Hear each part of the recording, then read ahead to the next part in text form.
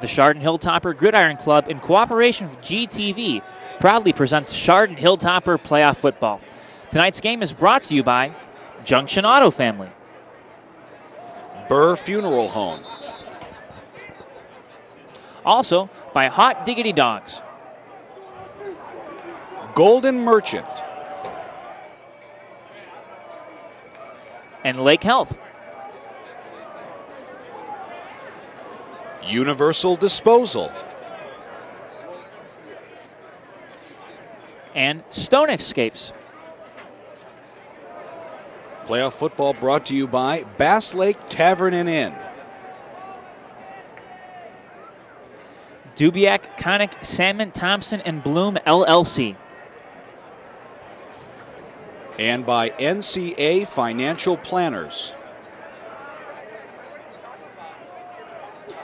Also by Hearts at Home Adult and Senior Care. Chardon ATA Martial Arts and Karate for Kids.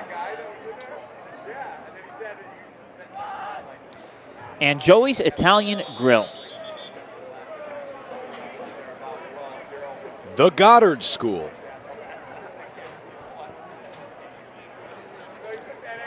And by Cleats. Ash's Mayfield Window Cleaning Company. Also brought to you by Active Physical Therapy.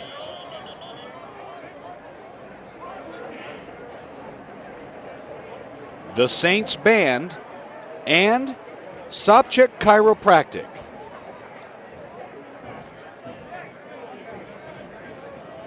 Also, Residence Artists. Chardon Welding. King Cone. And Hilltopper team physician, Dr. Louis Leone. Geauga Local Access Cable GTV is so proud to bring you Chardon Hilltopper football here in Week 12. It's the playoffs, very exciting. Jamie Ward along with Matt Jaworski as the Hilltoppers have just taken the field here at Jerome T. Osborne Stadium in Mentor. And Matt, it is a really big crowd and a really big facility. Absolutely, and Jamie, you love to see this. The Hilltopper faithful have traveled well. They nearly have the away bleachers filled up. And you can see there the Chardon Crazies, of course, are here. Hilltoppers are the visiting team tonight, despite being the higher seed than the Bombers. And that's because Kenston comes in after an upset of the #1 team in the Division II Region 5. That was Talmadge last week, 26-23, a big win for the Bombers, Matt. Absolutely, but potentially an even bigger win last week for Chardon, shutting down one of the best running backs in the state of Ohio. Probably not the best, but nonetheless, Davion Smith didn't do much damage at Memorial Field last Friday night. Bombers have taken the field here on the home side. Kenston comes in with a record of 7 wins and 4 losses. And for the Hilltoppers, it is a win-loss record of 9-2. A big win coming in Week 2 against the Kenston Bombers, Matt. We had that game live audio here on GTV. We had a chance to watch it. It was just a great football game from beginning to end. Absolutely. It's a game that went back and forth, but ultimately it was a 2-point conversion that Chardon converted with about 4.5 to play in the fourth quarter that sealed the deal for Chardon. Yeah, it was very close. That was the second straight loss for Jeff Grubich, who is in his first year leading the Kenston Bombers. He comes back to Jerome, the JTO here in Mentor, after serving as an assistant coach for the Mentor Cardinals for 10 seasons, Matt. He's pretty familiar with this place. He is at home here. And, of course, they are in the home locker room, so he even had a chance to be in the locker room he was used to. The Hilltoppers won the toss and deferred to the second half, so they will kick off from right to left from where we are watching in the press box. We talked about it, Matt. We've had a string of really, really bad weather Friday night games, and here tonight, though, it is clear, a little cool, but I think given what we've had, it's beautiful. I see no umbrellas. I see no ponchos. I see no precipitation. Let's play some football. Hilltoppers are wearing their white uniforms, black pants, and their red helmets with the script Chardon. For the Kenston Bombers, they are colors blue and white, the blue jerseys and white pants, and they have the star on their helmet. Think Dallas Cowboys. And the Bombers are ready to go. So the Hilltoppers with the ball on the tee at the 40-yard line. Bobby Bukovic is the junior place kicker. Chardon Crazy's making some noise on the far side of the field. We got a red out going tonight. We'll talk more about that, and the kick is up, and we're underway. On the far side, Joe Tom Kufsick fields it at the 15. He's going to come all the way across the field, near side across the 20 to the 24-yard line, and that's where this Bomber offense will start things off. Absolutely, Jim. You look at this Bomber offense, they're led by the senior quarterback, Darrell Richards, 6'3", 190. You'll see him handing the ball off to a couple of running backs, including the senior Nick Lombardi, 5'6", 162, and the sophomore Jeremy Wires, 5'11", 155. Now, bear in mind, Lombardi does have ankle issues right now. He does. We'll talk a lot about that. He is in the game next to the quarterback, Darrell Richards. All eyes on him tonight. He takes the snap from the shotgun, drops back a lot of time, throws over the middle and over the head of his intended receiver. That was number 2, Brian Brezovic. Absolutely. You look at those receivers for the Bombers, and you talk about Brezovic. You also have Jake Silberman, a sophomore, Justin Abarno, a senior, 2 other seniors, and Jack Quigley, number 11, and Joe Tomkovsik, the senior, number 21. Second down and 10. Here is Lombardi, and he is stopped at the line by the Hilltopper defensive line. And that looks like this. Jared Urchek, Nick Rizzo, Marty Kepler, and Joe Foder are those 4 guys as the Bombers now quickly up. They run a no-huddle spread offense. So right now, 4 wide receivers in the game. Richards, the quarterback, looking over at the sidelines and asking for the play. Third down. He's rolling far side. He's got a lot of room. There he goes. Across the 30, 35. It's a first down, and he goes out of bounds. Riley Hawkins was the Hilltopper who forced him out. Finishing up on the defensive, for the defense, it is Pete and Jack Lemaster along with R.J. Pikus as linebackers, and Hawkins, Anthony Cantanzariti, Alex Muir, and Joe Connick in the secondary. First and 10. There's 11-16 here in the first quarter. It's a keeper. Richards running near side, breaking tackles across the 40 to the 43. Richards is going to have some success running the ball because he has a gentleman up front, the left tackle, who's heading to Northwestern, and Sam Coverdale, a senior, 6'7", 275. You look at the other linemen, including Chris Ross, Nick Lewis, Nate Lewis, and James Groover. Second down and 4. Richards. Pass is complete here near side, and that is number 21, Joe Tomkovsik, who does have a first down into Hilltopper territory. And Coach Grubich, fired up, helps Joe up off the ground, gives him a pat on the butt. And the Bombers offense off and running here in the first quarter. Now, the Hilltoppers have seen this defense before, obviously, and they've played schools such as Maple Heights and South that run the no-huddle spread. First and 10, Richards now running far side. He breaks 2 tackles, and then he's brought down. It was Connick, number 25. Actually, Riley Hawkins also in there. It is actually a loss of about 1.5 yards. And that's what you have to do. You have to contain that young man. Richards has some great speed, potentially being looked at by a few Division I schools. Absolutely. Man in motion. Again, 4 wide receivers on the near side. Richards from the gun has a lot of time again, throws to a wide open Jack Quigley, who catches it, breaks a few tackles, and has another Kenston first down. Well, blown coverage right there, and Quigley just found himself a little hole near the 40-yard line, was wide open, and Richards hit him for the first down. Welcome everybody who's listening live at home on GTV. Chardon Hilltopper playoff football. So many Chardon fans here tonight. There's the snap. The give is to Lombardi, who goes forward for maybe a couple yards. And after the play, Sam Coverdale doing a nice job of driving Jared Urchek to the turf. Matt, talk about Lombardi and his ankle. Well, you look at Nick Lombardi, and he's going to be a little slower tonight. He had a high ankle sprain. He missed one game earlier in the season, the West G game. Second down, Richards from the gun. The throw is caught on the near side by Tom Kufsick, who is short of the first down by about 2 yards. And Pete Lemaster made a good hit and kept them from getting that first down. If you go back to week 2 and remember, the Hilltoppers actually trailed the Bombers in that game. Richards, through the air, had 2 big touchdowns. Here it is on short yardage situation. It's Lombardi on a delayed give, and he is very close to the first down at about the 32-yard line. We'll see where the spot is. Jamie, you go back to week number 2. And Lombardi, 12 rushes, just 24 yards and 1 touchdown. Richards, 14 carries, 95 yards and 1 touchdown as well. And they're going to ask for the change, so we are going to get a chance here. Let the referees will measure this. It is, if they are short, it will be a 4th down situation. On the year, back to Lombardi, because he is a workhorse. 188 carries, 1,024 yards through 11 games. As they measure, and it is very close. The referee getting down, and he will say that it's short. By a chain length. Just short. So, big situation here. Offense is on the field for the Bombers, and this is an opportunity for this Hilltopper crowd to make some noise.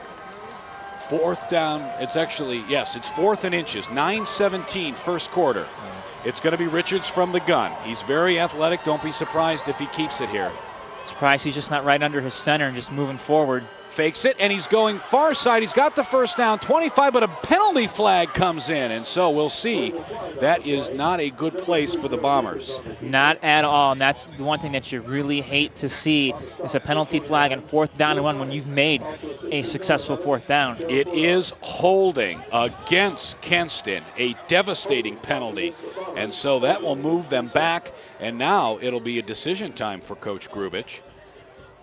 Certainly out of range of their field goal kicker, but a punt doesn't necessarily net you a lot here. Now, the one thing we saw in week 2, Matt, was that both of these offenses ran the ball incredibly well and threw the ball well in Kenston's situation. And so I'd imagine we might see a lot of this 4th down, these going for it here. Both coaches are not afraid to go for it. Well, it is 4th down and a 13. Clock is running. Richards from the gun. This is the game's first big play. He's rolling near side. Now he's going to keep it. Avoiding the rush. One guy gets him, and now a host of Hilltoppers make the tackle, and the Bombers will turn it over on downs. Well, that's just what the doctor ordered for the Hilltoppers. They finally caught Richards in the backfield. They slowed him down. He tried to turn it up and just really couldn't do anything. So the Hilltopper defense steps up big after the penalty, and let's take a look at the Hilltopper offense, led, of course, by the senior quarterback, number 17, TJ Beninati. Along the offensive line, from left tackle over to right tackle is Travis Ritt, Jared Urchek, Sam Wilkes is the center, Nick Paul, and Marty Kepler. As now whistles, they're stopping the clock with 8:22 first quarter. The split ends tonight are going to be Jason Janda, who's out on the field to start the game, along with R.J. Pikus and Joe Guerra. Tight end Andrew Gray, someone we might talk about. He's had a touchdown in his last 2 games. And of course, a host of backs behind Beninati is now the official coming over to talk with Jeff Grubich, the Kenston head coach. We're going to see Riley Hawkins, Alex Muir, Joe Connick, Matt Bolden, and Roger Davis. All of those guys get touches, Matt. Bolden probably gets more at the fullback position, but Chardon likes to move the ball around. Absolutely, and outside of the quarterback, Bolden has been the most effective runner for this Hilltopper squad. Meanwhile, you look at the Bombers, and we'll be seeing some substitutions in and out of this game on the line in the secondary and in the linebacking core, but for the most part, you'll be seeing these kids up front: Ryan Snedeker, Russ Lewis, Ryan Malik, Chris Terrence, and Mike Kruger on the defensive line. Adam Gray, Billy McDermott, Andrew Salte, Guy LaGraff, and Sam Gambatiste in the linebacking core. 1st and 10. Beninati is from the pistol. He turns and gives it straight up the middle, and that is Matt Bolden, number 4, who goes forward on a good carry of about 5 yards. Secondary for Kenston will include Sean O'Connor, Jesse Fan, Pedro Velasco, Drew Winninger, and Josh Hummer. The Hilltopper offense has been so good this season. They've run, Matt, for over 3,800 yards on the year in 11 games. And it'll be 2nd down and 5 coming. Now, the key to this wing T offense is TJ Beninati. It is an offense based on deception, a lot of fakes and guys in motion. Hawkins is in the game. Beninati is again from the pistol. No motion, and a whistle, and a timeout. A timeout, Hilltoppers. So they burn an early timeout with 7:51 left here first quarter. Interesting call for Chardon, but nonetheless, You know, Jamie, you look at this Chardon possession here, and the Hilltoppers have gotten off to a tremendous start in the first quarter. This year, they have outscored their opponents 104-37 in the first quarter. And what that means is this Hilltopper team gets on top, they get on you early, and then they do what they do and play some good defense. You're right, and that has been the way that they've done things all year. Let's go ahead and thank our funding communities who, of course, do not actually did not pay for the game tonight, but we should thank them nonetheless. Our normal funding communities do include Burton Village, Chardon Township, the City of Chardon, Hamden Township, Middlefield Village, and Munson Township. As always, we appreciate your support for us here on GTV, and certainly we appreciate the support of the Chardon Gridiron Club tonight and bringing us this game. Hilltoppers, coached by Mitch Hewitt in his second season. Mitch is a Chardon grad, 1999, an outstanding football player himself. Beninati now on 2nd down and 5 again from the pistol, same formation. He fakes it, and he's going to keep it now. 40 across to the 45-yard line. He does have a first down, and so the chains moving for the Hilltoppers. And that's what the Hilltoppers need to do. Spread the field a little bit, turn it upfield, and get some nice yardage plays. Joe Guara brings the play in. Back to Mitch Hewitt as the clock now running, 7:42. Hewitt on the Chardon City Council and also a teacher in the school district. Beninati with no backs to his left or right as there's now a guy in motion, and the give is to Roger Davis, the senior, across midfield into Kenston territory. He's got 8 yards on the play. He just lowered his shoulder and went right into Sean O'Connor, and O'Connor is senior, 5'8", 155. He's going to lose that battle with Roger Davis, who's 6'1", 195 most nights. And Davis picked up a nice chunk of yards there, Jamie. This is what the Hilltoppers do. Keep it on the ground, grind it out, and really try to wear you down on that defensive line. Well, now, very traditional-looking wing T offense behind Beninati, who's under center. Clock running at 6:55. Beninati takes the snap, turns, fakes it, and he goes down in the backfield. Kenston not at all fooled. No, Kenston saw that one coming, and the defensive end, Ryan Malik, the senior, 6'2", 205, was right there to blow that play up. A loss on the play, and so erase Davis's long gain. It'll be 3rd down and about 7 for the Chardon Hilltopper offense. And that'll be the one big difference, Jamie, compared to last week, where it was a Howland team that never seen a wing tee before. This Kenston team has seen it, they've played against it, and they know what to expect from Chardon. Different looking formation, Beninati from the pistol. There's the snap, he fakes it, and he goes down again in the backfield, and it's the same bomber. Yeah, Malik once again was there to make the stop, and boy, you don't see this too often on the first drive of the night. Chardon forced to punt. A very un-Chardon-like performance to start things off. Still very early. Clock running, 5:52. The punter is the senior backup quarterback, Drew Gittens, typically. Yes, it is Gittens. Hilltoppers again with their unusual punting formation. Now they're running guys in motion. And we'll see on 4th and 12. It is a good snap. Gittens puts it on the ground. It hits at the 27 and takes a very good bounce for Chardon inside the 15, right at about the 14-yard line, and that's where Kenston will start its 2nd possession tonight. And it was nice to see Joey Forder did a real nice job on the long snap, not wearing that cast anymore on his hand, able to get it back there for Gittens. Well, Darrell Richards is, by all accounts, the most dynamic football player on the field. Mitch Hewitt said it last week after Chardon thumped up on Holland. They said Kenston will have the best player on the field. And he was talking about Richards, who's from the gun on 1st and 10. And he hands it to Jeremy Wires, the sophomore, who is Lombardi's backup. And Wires has about 4 yards on the play. Richards last week in the 26-23 victory over Talmadge 24 carries, 218 yards. Back at it, Richards eludes the pass rush, throws it downfield. It's deep, looking for Tom Kufsick, broken up by Cantanzariti. And that's what Cantans has done all season long. It looks like he might be out of the play, that it might be overthrown, but he uses a quick burst of speed to close up at the end and actually got himself in good position to nearly pick that ball off. Well, Tom Kufsick got behind Cantanzariti, but you are right. He had an interception last week, and he has played well all season long. As now it's third down. Richards throwing, and the pass is low as it caught. The official on the near side, far side, says it was caught, but he is short of the first down. It looks like they are a good yard short, and so Coach Grubitz is going to send his special teams out on the field to punt. Well, Jamie, both of these squads coming in have played some good defense throughout the year. Of course, the Chardon Hilltopper defense, we saw them last week shut down a very talented running back. Andrew Solte is the Bomber punter. He's 15 yards behind the line of scrimmage. It's fourth down. Good snap. Good kick. Joe Connick back to receive. He's got it at the 37, and he gets by one Bomber across the 50, 45, and a good return for the young man who is an emotional spark plug for this team. I love what the junior just did there. He took the ball and just went straight ahead. No dilly-dallying around, no jukes, just straight ahead and split the needle between a couple Bombers. Connick puts it at the Kenston 43-yard line, 42-yard line. That's where Beninati and the offense will come back out.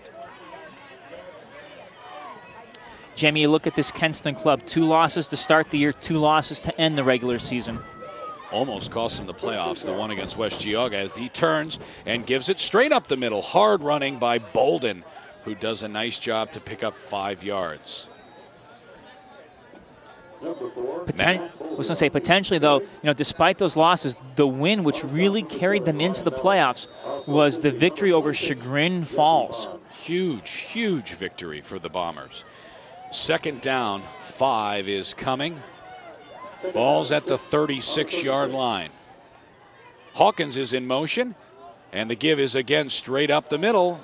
It's Bolden, and he has a first down. He's got 6 yards. He needed 5. So this is when Chardon can be very effective, Matt, when they start getting Bolden going. Absolutely. And it looked like, Jamie, it was that fullback dive that they love to run, just straight up the gut.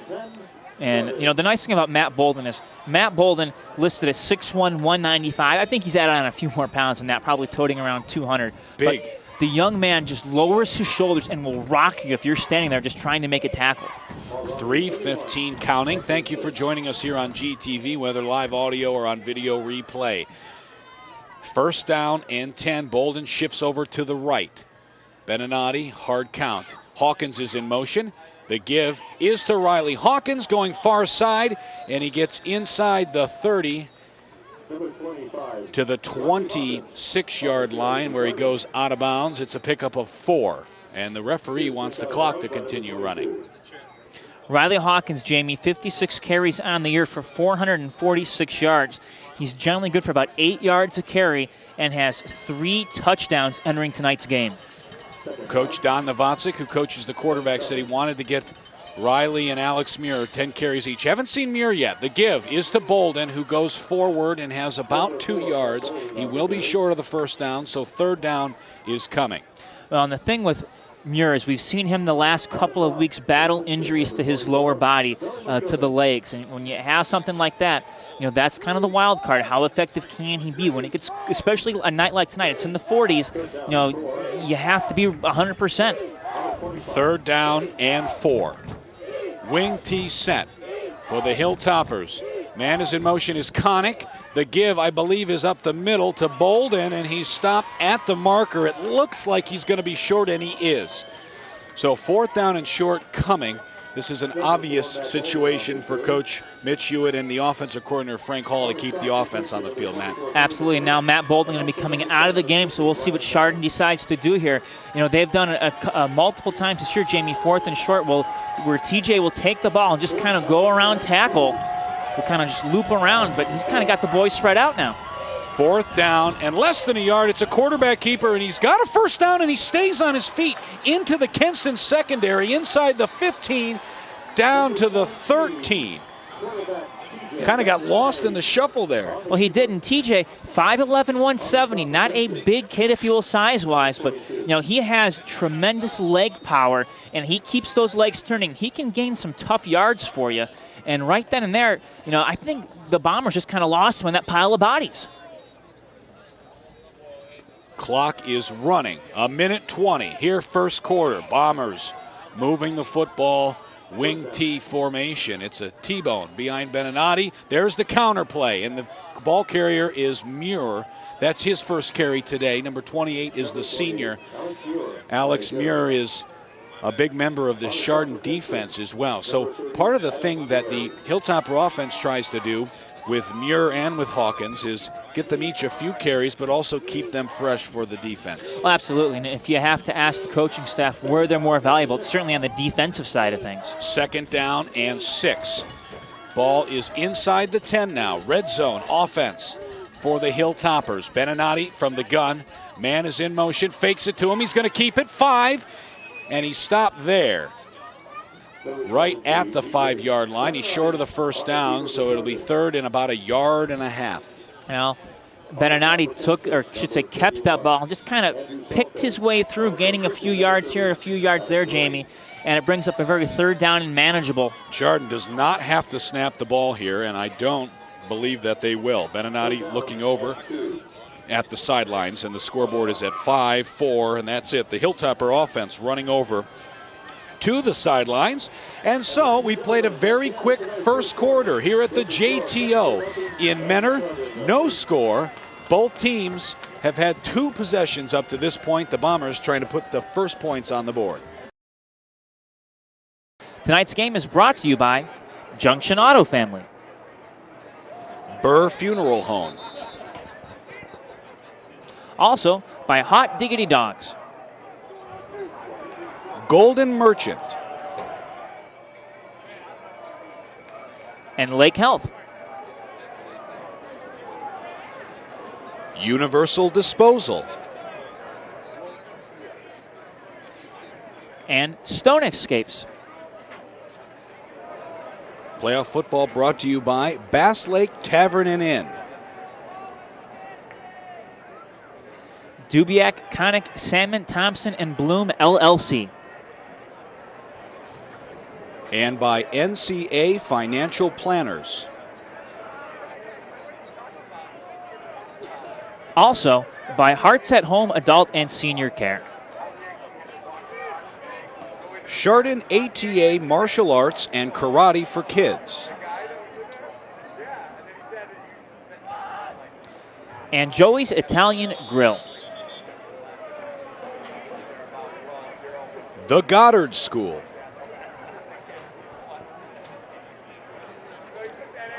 And by Cleats. Ash's Mayfield Window Cleaning Company. Also brought to you by Active Physical Therapy.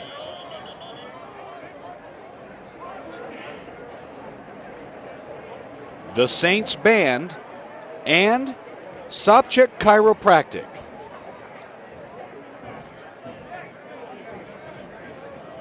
Also, Residence Artists. Chardon Welding. King Cone. And Hilltopper team physician, Dr. Louis Leone. Want to let you know about a Chardon operating levy update. And, as you're probably aware, the levy did not pass, and certainly we are disappointed. But, let's look at the ground that was gained. In August, the levy failed by a 60% to 40% margin. And on November 6, 2012, the unofficial results showing the levy went down 51.7% to 48.3%. So in terms of votes, the levy was roughly about 200 votes shy of a win. It means that that we're gaining. We are gaining, and the word's getting out, and we're getting people more involved and more aware. A big thank you going out to those who voted for our kids and the community, and a huge thank you to those who volunteered their time, energy, and talents toward the campaign. And our volunteers are truly the stars that bring a special light to our world. Hilltoppers on 3rd down and 2. Ball on the Kenston 5-yard line. They're now going from left to right. The Chardon Hilltopper marching band is cheering them on back behind the end zone. There's the snap. The give is to Bolden, who goes forward, and I think he's going to be very close to the first down. Let's see. Line judges are coming in. They say no, he did not reach it. So it is 4th down and less than a yard, Matt. Well, it's certainly in Bobby Bukovic's range, but I do not see Bukovic anywhere near the sidelines. No, He's right. going to stay on and just watch. And Jamie, I like this call to go for it. It's Chardon's MO this year. If it's close, you go for it. But also, you pin Kenston back deep, too. Here we go. Bolden is in the game, and it is Beninati on the quarterback keeper. And let's see what was happening. Did he lose the football? I don't know. And now both teams pointing. The official coming in. I think the official here on our near side is going to mark forward progress at the 2. And if that's the case, that should be enough for the first down. They are going to measure. So another measurement coming at this stage in the season. Of course, every inch so important, and the officials will measure every opportunity they can. 11-18 left here in the second quarter. It is a first down, and very easily won for the Hilltoppers. Well, that is, needless to say, a huge, huge first down for Chardon. So, first down and goal. Ball is at the 2-yard line. Clock is again running. This is really right in the range of what a 2-point conversion would be for the Hilltoppers. Let's see who they decide to go. Well, they've got 4 cracks to do something here, Jamie. The give here near side, and it is Riley Hawkins in for the touchdown. Well, for Riley Hawkins, Jamie just took the ball, had some running room, and Hawkins picking up his 4th touchdown of the season. An easy one for Riley. He let everyone else do the work, Matt, and then he went ahead and picked up the 6 points. Hey, why not? So, Bobby Bukovic, the junior, is on to attempt the extra point. Chardon, 6 points. And we spoke about Bobby Bukovic prior to this game kicking off, prior to us coming on the air. Rough start to the season, but boy, he has been great as of late. Good snap and hold, and the kick is good. Up over the Hilltopper band, and one of those band members reached up and might have made the catch. I think they did. I think so, and you know what? That band member didn't even drop an instrument. Great job. That's talent. 11:01 left, second quarter. Here on GTV. Thank you if you're listening live at home or watching us on video replay. The Hilltoppers score first, and they lead 7-0. Well, it's important for this Chardon team to get on the board and to score first, Jamie. That way, it takes some pressure off the defense. Defense can do their thing now. It gives them a little bit of room to operate. And I don't care who you are, just regardless, when you have the lead, especially in playoff time, it really forces the other team to press just a little bit more. The Hilltoppers will kick off back deep. For the Bombers is Tom Kufsick, number 21, and he's joined by number 31, the punter, Andrew Solte. Now, one of the strengths for the Hilltoppers last week against Holland was their kicking game. They recovered an onside kick, Matt, and also Holland had a hard time on the squib kicks that the Hilltoppers were doing to avoid that Holland tailback that we talked about. So we'll see. To start the game, Bukovic had a traditional straight-up kick. Well, Bukovic has a good leg.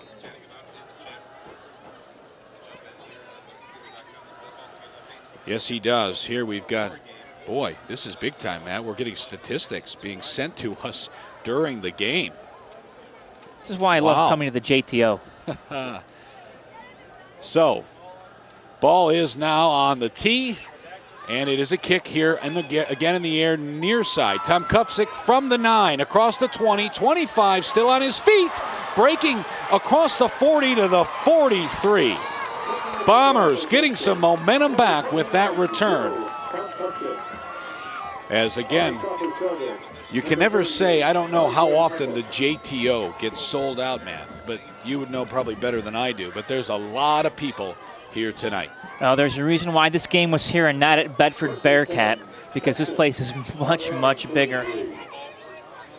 Well, I can tell you, Nick Lombardi is now out of the game. I'm not sure what that means, but Richards is from the gun. He keeps it across the 45 and a burst of speed. He is hit hard, but he's in Chardon territory down to the 49. Well, Richards knows how to cut. He can slice and dice with the best of them. And he's like the coffee kid we saw from Mayfield. Really, they're very similar quarterbacks in the sense they can throw and they can run. Back out on the field. There is the give straight ahead. Now it is Nick Lombardi, so he's back. No, I'm sorry, it is not. He's got the first down. It's Jeremy Wires, 35, the sophomore. So no sign of Lombardi again, nursing a high ankle sprain. He did not play in the game against West Geauga, the shocker that Kenston lost in week 9. Fakes the handoff. Now Richards avoids the rush, running far side, and there he goes. 40, 35, 30, and out of bounds. A big run for the senior. Daryl Richards is just so dangerous. That time he was forced to flush out of the pocket running to the far side of the field, and he just turned on those afterburners, and the linemen couldn't keep up with him. Joe Connick couldn't keep up with him, and he just turned it up the sidelines, avoided contact, went out of bounds. A big first down now for Kenston.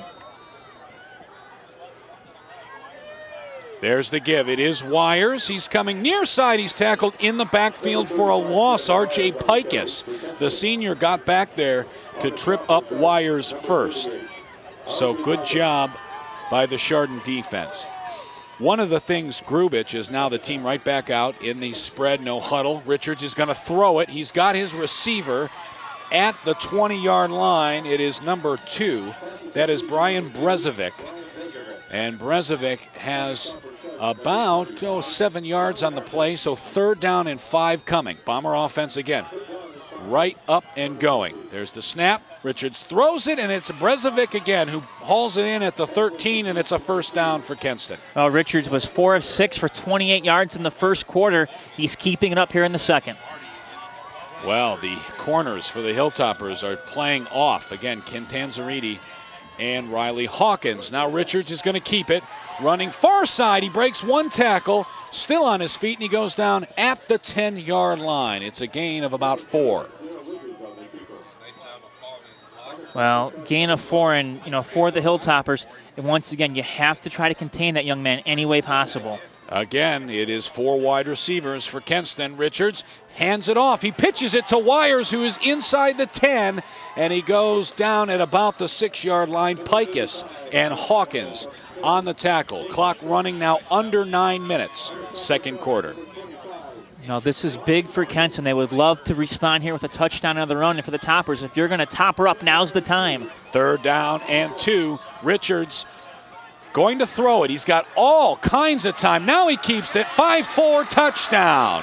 An easy scamper for the senior from 7 yards out. Where the heck did that hole come from? He had everyone thinking he was going to go to the far side of the field, but then just cut back and made a diagonal run to the end zone. And boy, he made that look too easy on that, what was it, a 7-yard run? Yes, it was. TJ Kestranik, number 23, in for Kenston. He's called Kiki by his teammates and his coaches.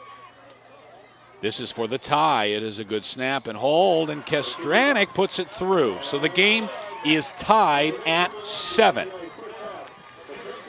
Back to the Kenston offense for just a minute, Matt. If you follow Bomber football for the last 30 years, you know the name Paul Kobala, longtime head coach, who then produced many of the other Kenston head coaches after him. Kenston was very much a smash mouth type team. They had, played tough defense, ran an I formation, and tried to possess the ball as long as they could. Coach Grubich coming over from Menor, where he was used to running this spread offense, and immediately instilled it and installed it, and I think Kenston fans like what they see. Absolutely, and this is a very successful Kenston team. You can't argue with what he's done, Jamie. In the postseason, they played a tough schedule. They lost to teams like Chardon, lost to a team like Hudson, Aurora. It's not an easy schedule that you play in the CVC when you have the likes of Chagrin Falls too. You are right. So the Bombers now will kick it from right to left, and back for the Hilltoppers is Alex Muir and also Hawkins. So Muir and Hawkins standing inside the 10 at about the 8-yard line. It is a good high kick, and it will be fielded by Muir at the 13, across the 20, 25, still going, and he gets across the 30 to the 35-yard line. Hey, would like to say hello to Sandy, my wife, listening at home, and her sister Julia. Thanks so much for listening live here on GTV. Oh, I always appreciate our friends and family back at home listening. Absolutely. Well, Hilltopper offense back out on the field. Here they come. Beninati from under center. He's got a wishbone behind him. In motion is Roger Davis. He gives straight ahead to Bolden, who goes up for 6 yards across the 40 to the 41. Bolden just kept his feet turning. Looked like he might have been brought down at one point, but just kept his legs moving, picked up a few more yards as he just really pounded his way into that linebacking core of the Bombers. 8:13 and counting, second quarter. This game is tied at 7. Thanks so much for watching GTV. Again, it's a wishbone. And again, it's Davis in motion, and this time Davis is the ball carrier. Far side, goes forward, positive yards. He's close to the first down. He has it. So, needed 4, he got 5, balls out to the 45. I like what the senior done, and Roger Davis has been a big part of this offense, Jamie. He is only averaging about 4.5 yards a carry, but he does have 4 touchdowns, and we've seen him play very well, at times in substituting for Matt Bolden when Bolden's been out with an injury or slowed with an injury. Well, it's sort of a sports cliche, Matt, a football cliche, but the Hilltoppers taking their time, and that keeps Richards off of the field on offense. They are a ball possession type team. They give straight ahead. The fullback has 4 yards on first down. Well, I'm glad you brought that up because really that is going to be something that this Hilltopper team needs to do, and we saw them do it really in that fourth quarter against Kenston, was ball control. If your offense is on the field, that means Darrell Richards is on the bench, or on the sidelines at least, and he can't hurt you. Game is moving along. Now 7:15 and counting, second quarter. Jason Janda is the wide out here on the near side of the field. Again, wishbone behind Beninati in motion. Just a bit. Bolden. Now here comes Muir. There was action at the line, and flags come down. Too many men in motion right there, and that will be against the Hilltoppers, Jamie. You hate to see the procedure call right there, set him back 5 yards. Officials meeting, and it's an offsides Whoa. penalty.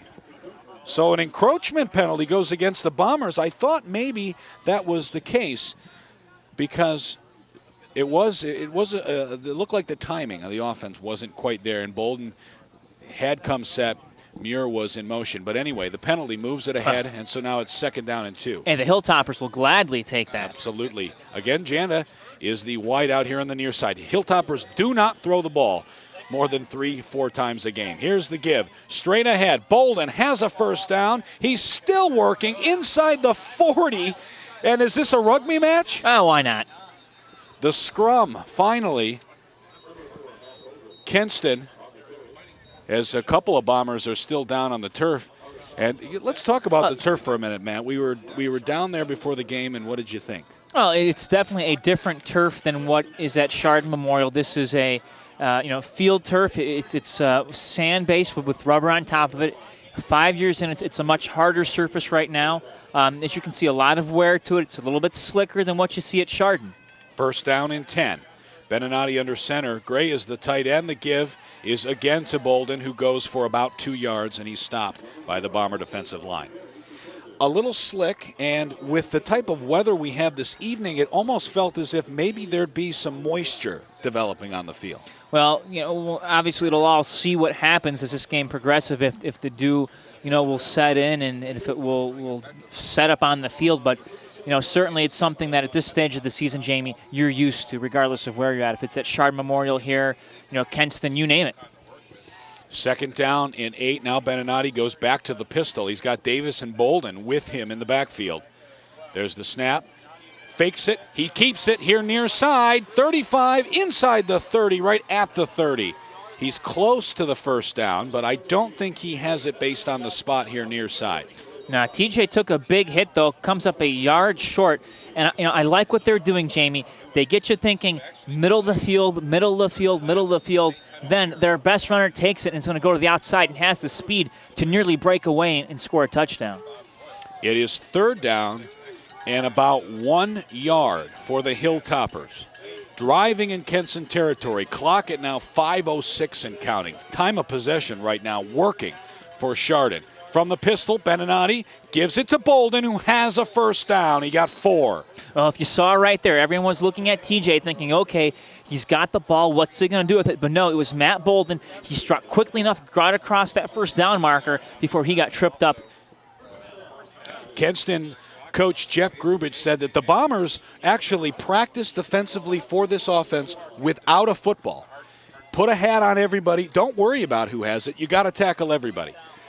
So far, though, Chardon mostly successful. 4:40 and counting, 1st down and 10. Beninati under Sam Wilkes. Turns, gives it straight ahead, and now the Bomber defense comes through, stops Bolden for a loss. And that's something that we really haven't spoken a lot about this year, Jamie, is Beninati's ability to really hide the football. He just does that so well. Where, I mean, there's been numerous games where you and I don't know who has the ball, and he's faked us out. You're absolutely right. There's something interesting that some fans talk about is Beninati wearing the long black sleeves. That can help in trying to deceive the defense. I asked Coach Mitch Hewitt about it during the week. He completely brushed off the statement, but then again, he's not going to give away any tips to his opponents. From the pistol, 2nd down. Beninati's going to throw it. No, pump fakes, and now he's going to be sacked, hit hard, and brought down. Well, you give a tip of the top hat to the Kenston defense. They had tremendous pass coverage downfield. No one was open. Beninati stayed home, was looking, and finally when he tried to take off, it was just a little bit too late, and TJ brought down for a big loss in the backfield. All the way back to the 31. It's 3rd down and 15. So the play coming in, Chanda, and this is really where Chardon, well, we saw this last year. This is but we haven't seen it this year. Chardon cannot get in these situations and be all that effective because they don't throw the ball. No backs with Beninati, man in motion. He's going to throw it. It's a screen play across field. There's nobody there. It's Andrew Gray. 25, breaks it back, 20, still on his feet. Gray is in for the score. What did we talk about before this game started, Jamie? Watch out for the tight end, Andrew Gray. And it wasn't quite a screen pass, but it was good enough. It was great all alone on the far side. That's now his 3rd touchdown catch in 3 weeks. And we didn't say it, Matt. You said it before the game when you and I were talking. Expect maybe Andrew Gray to get in the end zone again. This young man is putting on quite a finish. Gray's a junior, 6'4", 224. How the heck do you miss him on the football field and not have a body to cover him? He's a big kid. As Bukovec's extra point is up and good. Andrew Gray, the tight end. I talked to him, Matt, after week 6. I said, Andrew, you're a tight end. Tight ends like to catch the ball like everybody else, but you're really in there mostly to block. And he said, you know what, that's okay with me. But he was been playing possum for most of the season because here he comes. And that touchdown gives Chardon the lead back. It's 14-7. With 2:55 before halftime. The other wonderful thing, Jamie, is this play is going to be setting up Chardon farther on down the road. Because once again now, you're going to starting to get Kenston thinking, okay, we have to, start watching the outsides. Beninati can take it outside. Muir Hawkins can do it. Now, what's the tight end going to do? Is he going to, just going to run, parallel to the line of scrimmage, catch the ball and take off down the field? It just really starts to play with the defense because it gives them now more things to worry about and more players to cover. Don't forget, at halftime, we'll have the Chardon High School Marching Band. That group is as talented as they come, as now they start getting ready to go. Now Bukovic has the ball on a tee. at the 40. He's going from left to right from our vantage point. Approaches the ball, and now it's an onside type kick. And it's picked up by an up back, and he falls right to the ground. Not a good kick. That might have been a pooch punt, Jamie. A pooch kick. I'm not quite sure there. It was just something where, we saw a couple big returns in this game, but by each team, and with the amount of time left, it may have just been, we respect Kenston, but we don't want them to return it across midfield. We'll kind of pin them, back between the 40 and 30-yard line. 3 wide receivers here on the near side, and there's one on the far side. Richards is going to throw it on first down. It's tipped at the line, and then it's through the hands of a Chardon defender, and it falls incomplete. Hilltoppers have out on the field, Matt, number 99. That was Pete Lamaster out in coverage. Pete is a junior linebacker. Bunch formation. It was trips to the far side. The give is to Wires, who goes forward for about 3 yards. Clock is running. Kenston has all 3 of their timeouts. And we have not seen Nick Lombardi since the first quarter. Richards from the gun. He's going to keep it. Breaks one tackle and another one still on his feet. He finally goes down after a gain of maybe a yard. Well, you have to know where Richards is all the time. And Fodor right there had his back turned, didn't quite see where he was, but was looking to play more containment. And, Chardon, fortunately, was able to wrestle him in the backfield, or wrestle him down before he took off for a big gain and hopefully force a punt. It is a punt situation. So, clock still running. The Hilltoppers will have 2 timeouts. Now we're under 2 minutes, 1:57 and counting. Salte, the punter, is standing back at his own 28-yard line. Good snap, and the kick is up. It's not a very good kick. It hits and goes out of bounds. So it's going to be good field position for the Hilltopper offense. And if we know anything about Mitch Hewitt, Chardon is not going to sit on the ball here before halftime. They're going to remain aggressive. Absolutely, and why not, Jamie? If you have a chance to go up in the locker room by more than one score, you certainly want to do that. Offense back out on the field. And officially, they're going to mark the ball at the 43-yard line. So, Hilltoppers, 57 yards away from the end zone. They have 1 timeout again. And, it may be a situation, too, Jamie, where if they get close enough, maybe they settle for a field goal. Bolden is one man in motion.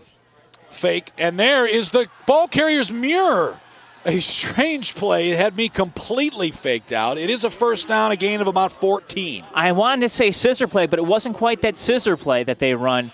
But, certainly a little bit of trickeration right there nonetheless. And Chardon moving the chain, picking up the first down, and that's what you want to see him do right here. Be aggressive. In Kenston territory from the 44. Bolden again in motion, and there goes Riley Hawkins, who's the ball carrier here to his right and to the near side of the field. He goes down to about the 37, and the Hilltoppers will take a timeout with 1:26 left here in the second quarter. Well, this is interesting. We saw smash and bash earlier with Davis and Matt Bolden, and now it's more flash and dash, if you will, with Muir and Hawkins. Again, Hilltoppers on top, 14-7. The game is moving very quickly. Kenston offense has not been on the field all that much. And also, the Kenston student body, and there is a big one here tonight, as well as all the Kenston fans who are here on the home side, have been kind of quiet. They have been, and even the Mentor fans that are here as well, for whatever reason, carrying Go Bomber signs have been silenced as well. But that'll happen when the team you're rooting for is down by a touchdown and on the move. I mean, this Chardon team, Jamie, when you look at what they did, they have the ability, and we've seen them do it against Kenston, to score, before time runs out in a short time span. This is a very, very important defensive possession for the Bombers, trailing by 1 touchdown. Beninati addressing his offense. It's Jason Janda as the split end. Gray is in the game. Hawkins, Muir, and Bolden are the backs. Bolden is in motion. Now Davis goes. And the give is to Roger Davis, running, and he's going to throw it. Halfback pass, and it was ugly, incomplete. And that's why Roger Davis doesn't get to throw the ball a lot. He's a lefty. And you know what, Jamie? Actually, that may have worked out well because the intended receiver was well covered down the field. It's an incomplete pass. You know what's going to happen? You get to play another down. No interception. 3rd down and 4 is coming. Bringing the play into the game is, I think, 47. That's Guerra. It is Guerra. And so it's Hawkins and Davis and Bolden. Those are the backs. Andrew Gray, the tight end, to the left. Beninati under center. There goes Hawkins in motion. The give is to Riley. Hawkins breaks a tackle inside the 35, and he's pushing forward. He has a first down, and the ball is at the Kenston 30. There's 1:13 on the clock. Well, the good thing is this stops the clock until the chains are reset. And actually, we have a bomber very, very slow to get up in Ryan Malik, but Malik does get up. Chardon, no huddle offense. Clock is running, and Beninati spikes it with 1:10. So they good decision. Cost him a down, but it also stops the clock. And Jamie, Bobby Bukovic, they probably need to be inside the 20 to be in his field goal range. So, Chardon looking to be about maybe 10 yards away from a potential field goal. But certainly Coach Hewitt, we spoke with him earlier in the season, he has a ton of confidence right now in his kicker. And he's not afraid to kick he's not afraid to kick the field goal if the situation calls for it. One of the things that Mitch Hewitt did after that Week 2 win against Kenston, when Chardon did go for 2, they did go for the win and they did succeed. He really said it had nothing to do with Bukovic, and he kept his junior's confidence high. Here's some trickery. It's an end around, and boy, that was Cantanzariti, the ball carry. He is drilled to the ground. It's a loss of 3, and the clock is now running with 58 seconds. Chris Terrence, the senior defensive lineman, 6'2", 215, kind of came out and one-handed brought Cantans down. That was a lick. That young man is strong. Hilltoppers still, again, 1 timeout, so it's 3rd down and long. Beninati from the pistol. Now 40 seconds and counting. Bolden is to his right. Beninati's going to throw it, and he goes down for the sack. Second sack for the Bombers, and with 30 seconds, now let's see if Kenston maybe uses one of their timeouts. They will not. They're going to let the clock run, and the official blows the ready-for-play whistle, and now Chardon can actually run out the first half. Well, Jamie, you have 1 down left. I wouldn't be surprised here if the Toppers take a timeout with maybe a couple seconds to go and just do a Hail Mary. I would not do that, but Mitch Hewitt is the head coach. 3, 2, and they do. They take a timeout with, no, they do not. Do they or don't they? Yes. The clock reads nothing. That's all 0. And now the official, as the Bombers are running off the field, but they stop. Coach Grubich now wants an explanation. And you're right, Matt. The Hilltoppers are going to take a timeout and run one last play before the first half ends.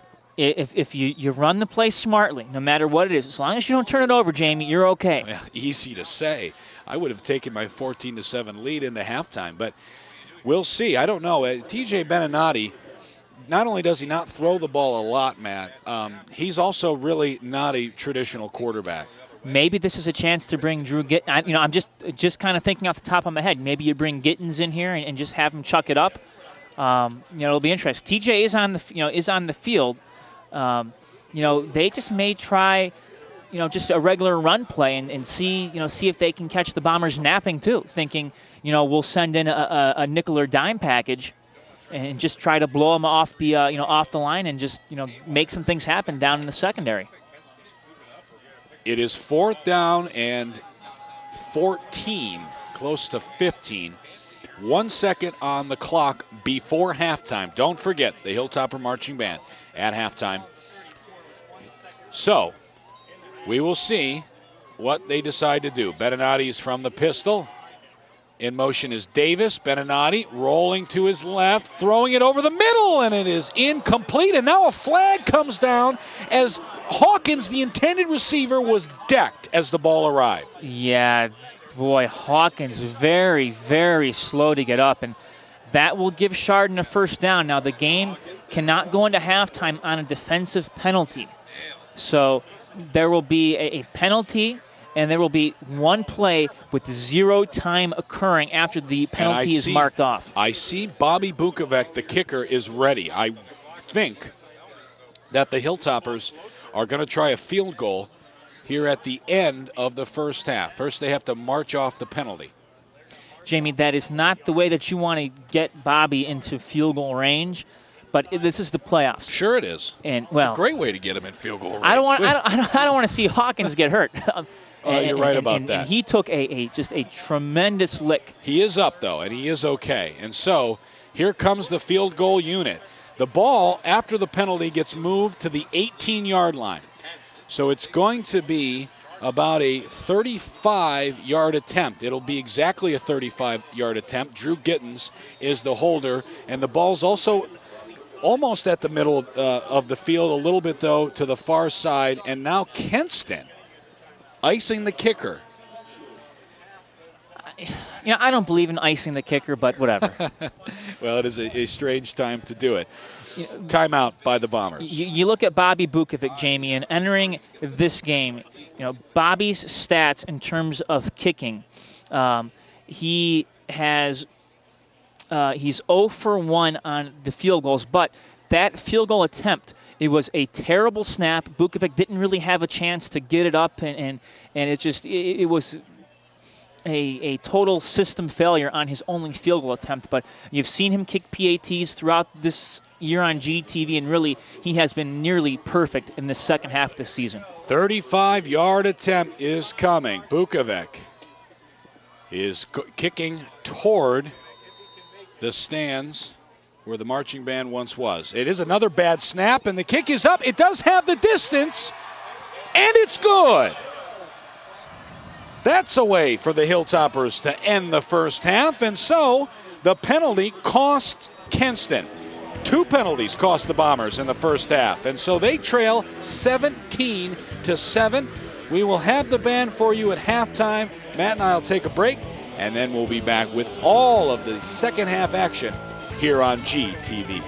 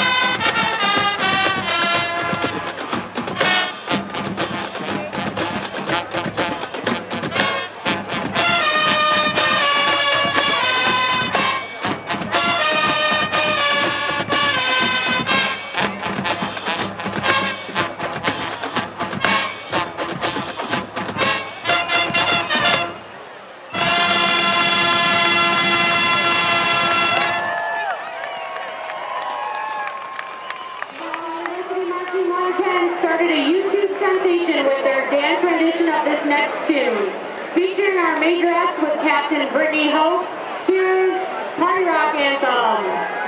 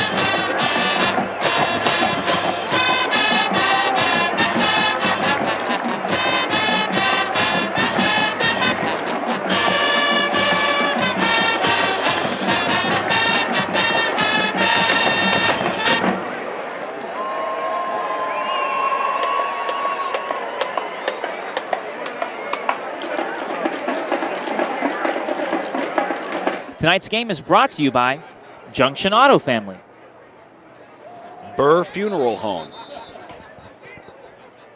also by Hot Diggity Dogs, Golden Merchant, and Lake Health. Universal Disposal, and Stone Escapes. Playoff football brought to you by Bass Lake Tavern and Inn,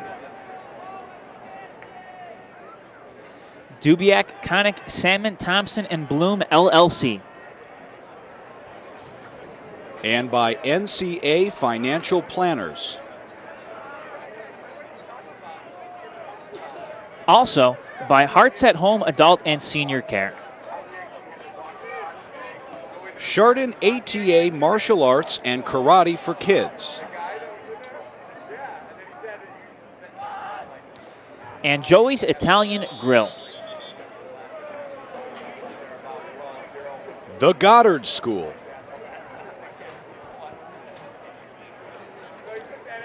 And by Cleats. Ash's Mayfield Window Cleaning Company. Also brought to you by Active Physical Therapy.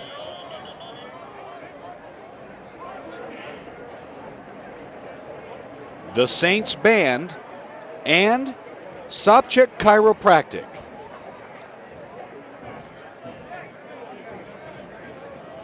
Also, Residence Artists. Chardon Welding. King Cone. And Hilltopper team physician, Dr. Louis Leone. The Chardon Hilltopper Gridiron Club is a nonprofit organization whose primary focus is to support the Chardon football program, 7th grade through varsity, through growth and awareness of its needs for a sustainable and healthy and competitive football program. The Gridiron Club is dedicated to strengthening the relationship between the community, the school, the football team, the students, their parents, supporting a quality football program that is dedicated to the physical and mental development of young men and increasing fundraising with the support of the community. The Gridiron Club provides funding for the items that are not in the school's budget.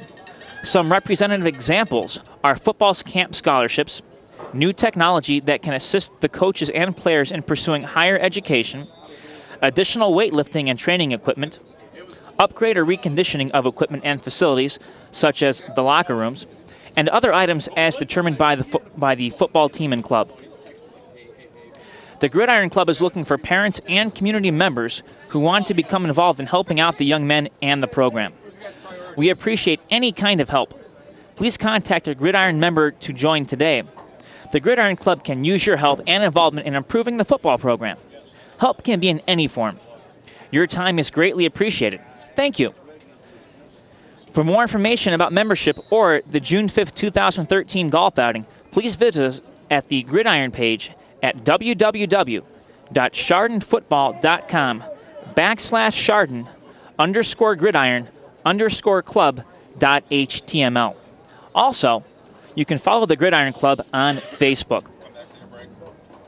Some of the fundraisers include the annual golf outing, mulching in the spring, tailgates, apparel and food, scoreboard sponsor sales, Chardon cornhole boards, Chardon helmet lamps, and Chardon helmet yard signs. Items purchased for the football team include the 5-man tech sled, the 8x24 zone lineman chute, tackling dummies, weight room, stereo for the weight room, player jerseys, huddle game film software, team spirit packs, Thursday night team dinners, preseason after game dinners for home and away teams, 2-a-day pool party, senior football player gifts, coach gifts, cheerleader gifts, Wounded Warrior Project participation. And major projects on board are a new equipment shed and new press box. If you are interested in membership, sponsorship, or being involved in any projects, please contact a Gridiron Board member.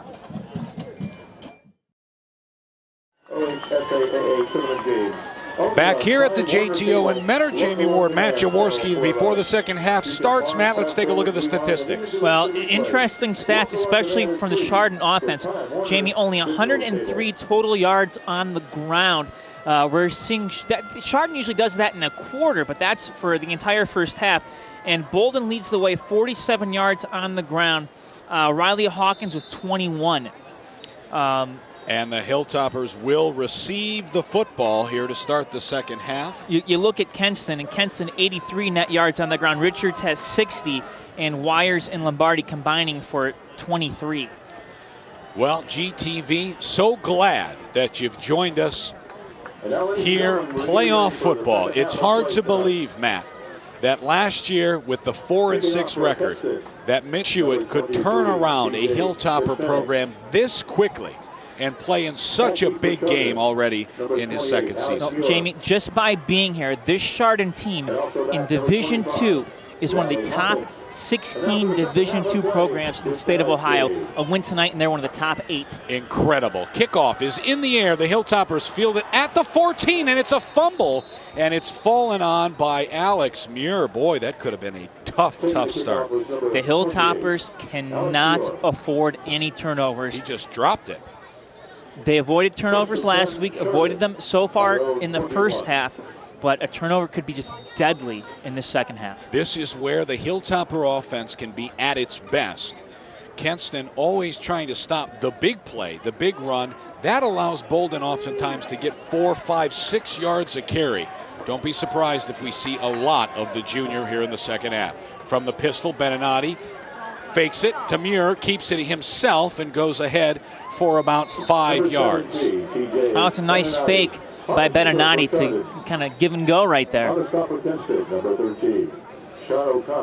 One of the interesting stats from a passing standpoint, Daryl Richards was 6 of 9 for 41 yards, Jamie, and TJ was 1 of 3 for 32. So he's had about as much success as Daryl Richards has through the air. And one of the reasons why Chardon's up by 2 scores. Second down and 5. Davis is in motion. Beninati's going to keep it across the 25. He's got the corner. 40 into Bomber territory, past midfield and out of bounds. It's a big gain, 20 plus. Sean O'Connor for the Bombers made a touchdown-saving tackle. Really, he just pushed Beninati out of bounds, but same thing. Big gain for TJ, the senior. Such an inspirational story with some of the travails that he's gone through with his personal life and his family. But homecoming king this year, well liked by everybody, at least that I've talked to at Chardon High School. And so here on 1st and 10, he is under center. Wing T is behind him. Traditional wishbone. The give straight ahead is to Bolden, and again, there he is, 4 yards before finally being pushed back. Number 4, Matt Bolden on the carry for Chardon. On the stop, number 7, Ryan Mellon.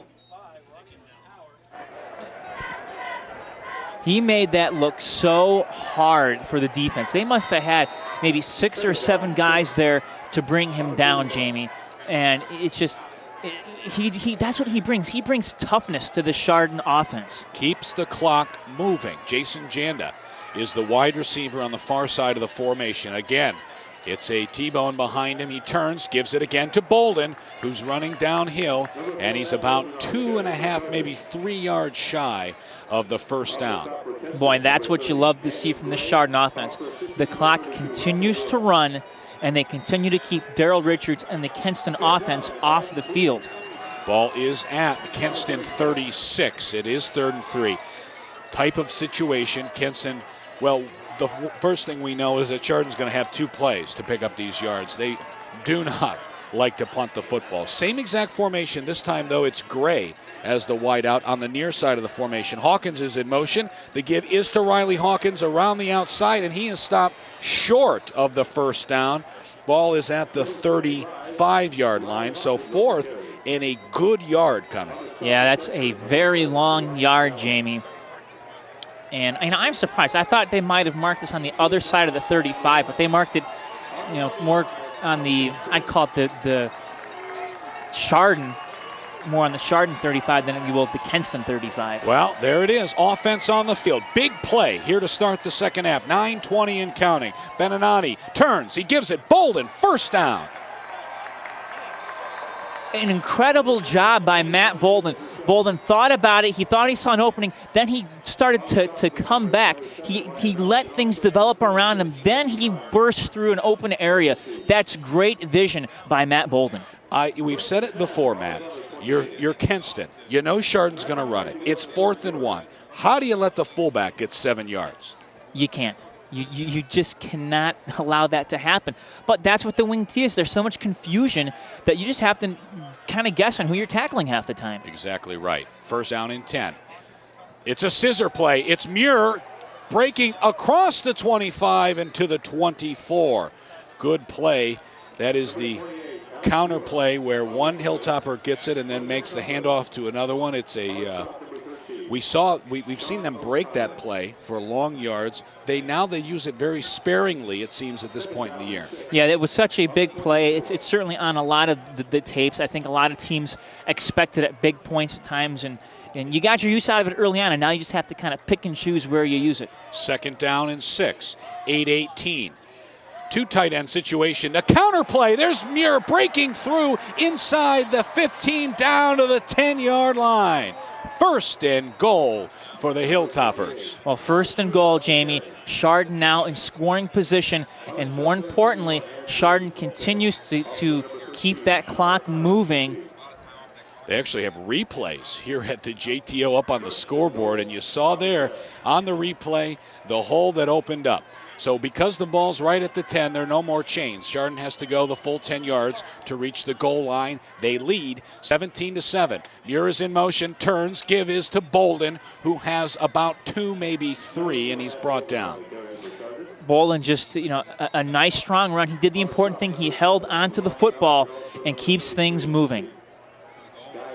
So, play is coming in for the Hilltoppers. It'll be number 21, Volk. Young man without a vowel in his name, VLK. You don't get to see that very often. I'd like to make a Wheel of Fortune crack, but it would be inappropriate. 7:20 now and counting. It is second goal, end goal from the 8, Beninati. From the pistol, Bolden is behind him. Hawkins is to his left. He fakes it, keeps it inside the 5 to the 4. Well, Beninati did a great job. The fake, and then he just kept it going to the outside, kept his legs moving, and Chardon inching closer, Jamie, about, 4 or 5 yards away now. This is certainly 2-down territory. You're right. It is 4 yards. Opening possession here of the second half. They've already used 5 minutes off the clock and counting. Traditional wishbone behind Beninati, who turns, fakes one way, gives it, Muir, touchdown! That was beautiful. And the Kenston defense was kept guessing on who has the football, and by the time they figured it out, it was too late. The Hilltoppers take it all the way down the field to start this second half. And I had a chance, Matt, to go down on the opposite side here at halftime and see and talk with some of the Chardon fans, and they are already talking about a potential matchup next week. Good snap and hold, and Bukovec's kick is very good. Bobby Bukovec is really putting on a show, sending that one well up and through the uprights. Well, and he certainly has a reason to, but you look at that touchdown run, Jamie, and it was just a great run to the left side of the line, a situation where Chardon really needs that score, and now you're forcing Kenston to do what's going to be very difficult, put up a lot of points against this Topper offense. Alex Muir, again, topping off that play for Muir. That is touchdown number 4 on the year. For Alex, that's touchdown number 5. 5 for Alex. He's third on the team in touchdowns. It makes the score 24-7. 6:38 left to go here in the third quarter, and now it'll be very important for Daryl Richards and this Bomber offense to answer and keep themselves in the game. It is a quiet side of the field here at the JTO for all of the Bombers fans, and in fact, all of those Menor students that were in the Kenston student section, Matt, are now gone. I don't know if they abandoned the Bombers at halftime or what, but it is quiet. The crazy section looks a little bit more crowded. Chardon is, and they're joined by Madison tonight. Yes, they are. Heard. Their fellow Premier Athletic Conference team is Bukovec. There's a squib kick, and it's a free ball, and diving on it is 21. I think that was Tom Kufsick. Yes. Yep. And so its ball is going to be placed at the 23. I love the fact that Bukovec has just developed that little pooch or squib kick, if you will, to where he gets such good bounce on it, and just these upbacks don't know what to do with it. You got to catch it, boys. That's a live football. You're right. Well, back out onto the field, Daryl Richards, who is still being courted by Division I schools. We're hearing Big Ten. We were hearing Mid-American Conference before the year. I thought he had initially agreed to go to Toledo. He's going to keep it on first down. Now pitch it. It is Lombardi. He had trouble keeping it, but does. Clock will run, and maybe 2 yards on the play. Lemaster brothers right there to make the tackle. Family effort. I like that. How much fun was it to talk to Jack Lemaster last week? Oh, my goodness. He was just beaming. His parents, the Lemaster parents, always at Beans, they like to play Scrabble. In fact, as Lombardi, the ball carrier, and again, he's got about 2 yards. Now, we saw Nick Lombardi start this game for Kenston, played in the first quarter, then came out for the entirety of the second quarter. He, again, is dealing with a high ankle sprain.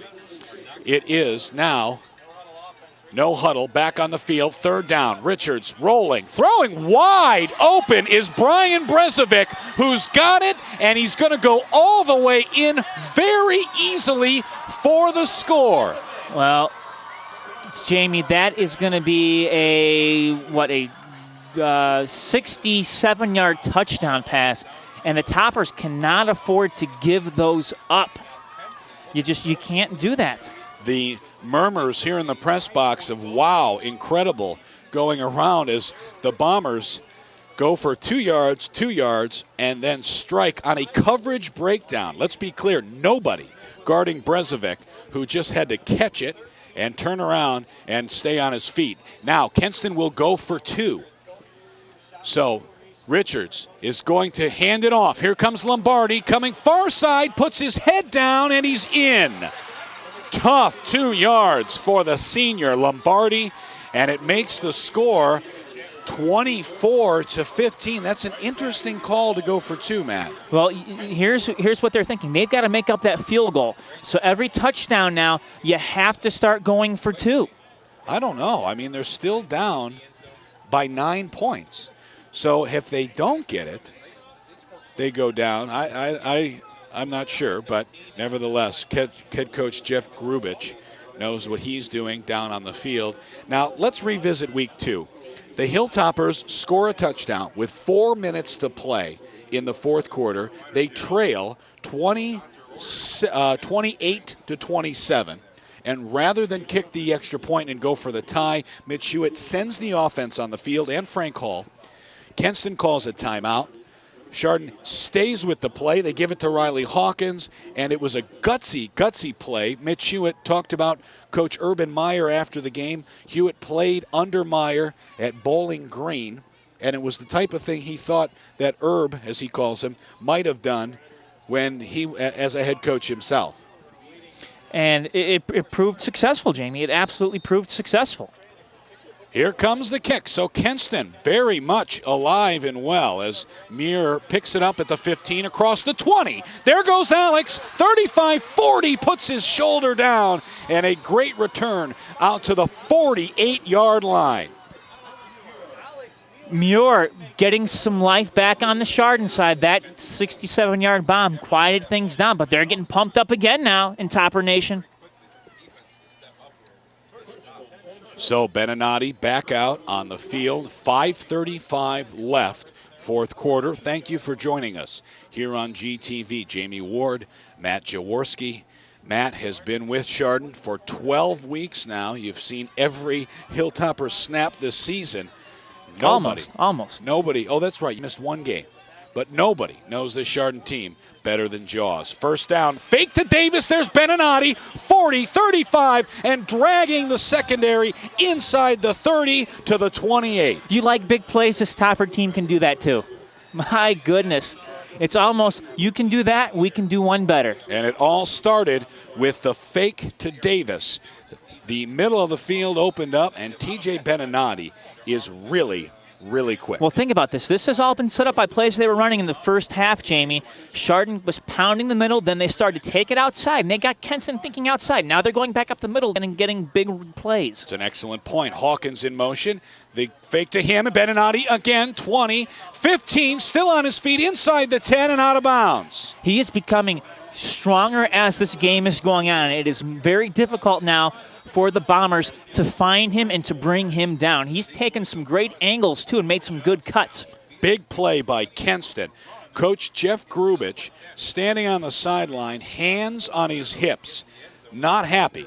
Now, if you're Kenston, you've just scored on a 67-yard strike to answer a Topper touchdown. You cannot give one right back. First down and goal from the 9-yard line. Clock stopped at 5:06. Andrew Gray, the tight end, in motion. He's now a wideout. Bolden is to Beninati's right. Hawkins in motion. The fake to Hawkins. Beninati, third straight carry. He is stopped right at the line, maybe a half yard. Now, maybe went back to that well one too many times right there consecutively. But, for Chardon, they have some cracks right now to score a touchdown. But the key is, Jamie, you need to come away with points on this possession. If you can't score a touchdown, you have to get 3. They are ahead by 9. So, offense out on the field from the 8-yard line. 2nd down and goal. Bolden is the fullback. Davis, Gray, and I think Muir off to his left. He's from the pistol, takes the snap. He does give it to Bolden, who does go forward for no gain on the play. No. He got pushed back. Malik, Salte, I think I saw Billy McDermott in there, and maybe even Russ Lewis. It was kind of tough to see. Check that was Sean O'Connor who came up there from the safety position. And they are now just standing up the toppers right up the gut. Would like to see Chardon maybe try something outside. Of course, last week we saw them down here, Jamie. They did a pass play to Andrew Gray. Gray already has a touchdown tonight, and he is lined up on the far side of the field right now as a wide receiver. Hawkins is in motion, and the give is straight up the middle, and he's stopped on the play. That was Alex Muir. He might have got a yard, and so now on 4th down, back out on the field, Bobby Bukovac. Well, I'm surprised that Chardon didn't try something to the outside. It was 3 straight times up the gut here with and goal to go, and really not that successful. But, if Bukovic can nail this, it'll still be a very successful drive for Chardon. He's had a good leg today. This one is from 25 yards. Good snap and hold, and the kick is good. He knew that right away. He didn't even look at it. He was running off the field. My, what a journey Bobby Bukovic has made this year. It's interesting to point out the Hilltoppers have a tradition of having a solid place kicker on their roster. You remember Marcotte, who was a kicker who I believe now kicking at Lake Erie, is it, man? I believe so. Nevertheless, they've got a very good kicking coach, and so with 3:11 left in the 3rd quarter, the Hilltoppers on top 27-15. Well, and that makes it a 12-point game, which, for Kenston, it's still 2 scores, Jamie. But, now it's going to take more than a touchdown, 2-point and field goal. It's going to take 2 touchdowns. Well, the Hilltoppers had 29 in their victory against Kenston in week 2. They're at 27 now. Other than the coverage breakdown, Chardon has won this game on both sides of the ball. Still, though, a lot of time left. And for the Bombers, another touchdown here, and we may be heading to a week 2 type finish, Matt, in the 4th quarter. Very well. If you look how that week 2 game came out, Chardon was trailing after the 1st quarter 14-6. They tied it up at 14 heading into halftime. And after 3 quarters, it was tied at 21 apiece. And it was Kenston that struck first on a 38-yard Richards run. Of course, Beninati tied it up with a 10-yard run in his 2-pointer. Another squib kick. It's on the ground, and it's picked up immediately going to the ground and wanting nothing to do with that was Drew Weniger, who is a junior, 5'11", 174, backup quarterback on this team, probably the brother of the quarterback from 2 years ago, Weniger. We remember we did that game. So smart play, though, because you catch it, you go down, and you bring your offense out on the field. Shootout here at the JTO, here in the 2nd half in particular. 3:09 left, 3rd quarter. Coach Grubich running over, wants to talk with one of the officials, has his headset on as the Bomber offense is almost ready to go. Not quite. They want to, again, change the clock here in the press box. So the clock currently reads 3:09. Let's see what they want to do with it. Of course, winner of this game is going to be facing winner of Kenston and Aurora. Kent and Aurora. Or excuse me, Kent and Aurora. Beg your pardon, I was thinking Bombers. Playing right now. I think that score is tied. Tied at halftime. Wow, what a game. All right, so what are we waiting for? We're waiting for the 3:11 is what we're hearing now, so they need to put 3:11 on the clock. But back to the offense. The formation right now, they've got 4 wide receivers in the game. That's Tom Kufsick, and he's joined by Justin Abarno. Quigley and Brezovic. We're back and ready to go. Richards from the gun. He's going to keep it. Running here near side, and he is stopped at the line. No gain. Give some credit there to number 41, Jack Lemaster. And Jack did a great job, stayed home, and made a big tackle. Right back at it. No huddle.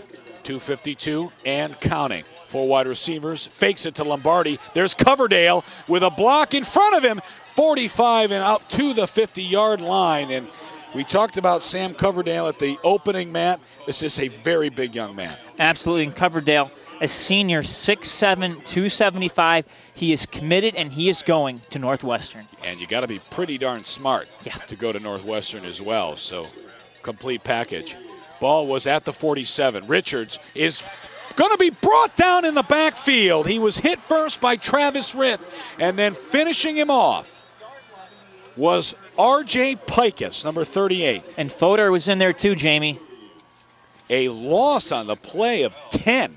That was huge. However, you can't be lured or lulled to sleep right now. They could get that back quickly. Back at it. Richards again is under pressure, and again it's number 78, and he throws it away, and it's going to be grounding. Penalty flag comes down. Boy, he just looked scared for the first time tonight. And Darrell Richards did not make a smart decision right there with the football, and it's going to cost Kenston big again. There was no wide receiver over on the far side of the field. Richards just threw it toward the Hilltopper. He might have been his intended target, Mitch Hewitt, over there on the sidelines. Hewitt could catch a football back in his day. I heard about that. You know, Jamie, you look at Chardon and what they've done defensively. Chardon held West Jogga to 12 points. They held this explosive Kenston offense to 28. They held Maple Heights to 20.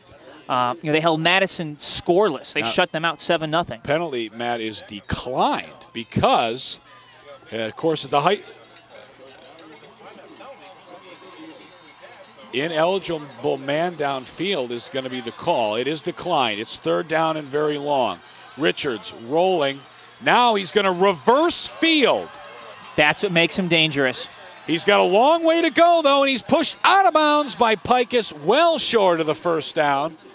And so it'll be 4th down and 14.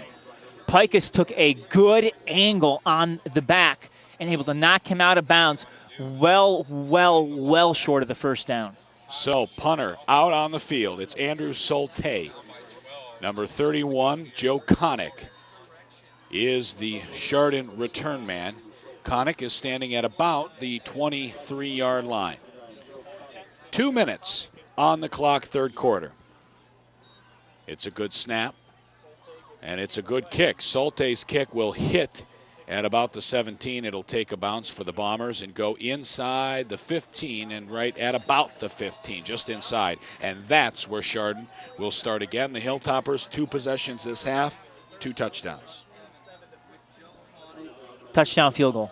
Touchdown field goal, you're right. Points. Points both that's times. right. We wanted touchdowns, but we had settled for a field goal. Points both times, and my larger point just that they're a well-oiled machine right now. They are looking good, Jamie, but you know the way that drive ended for Chardon last time, the Bombers really buckled down on that line. They sent some linebackers through the gaps and made some big plays. Let's see what the Toppers can do now. Chardon impersonating the Bombers. They have a spread formation as the give is, no, it's a fake to Hawkins, and Beninati will keep it for about 3 yards. So, well, Beninati wrapped up, and Ryan Malik, he has been such a pain in the Hilltopper side tonight on the D-line, able to make the tackle and bring Beninati down.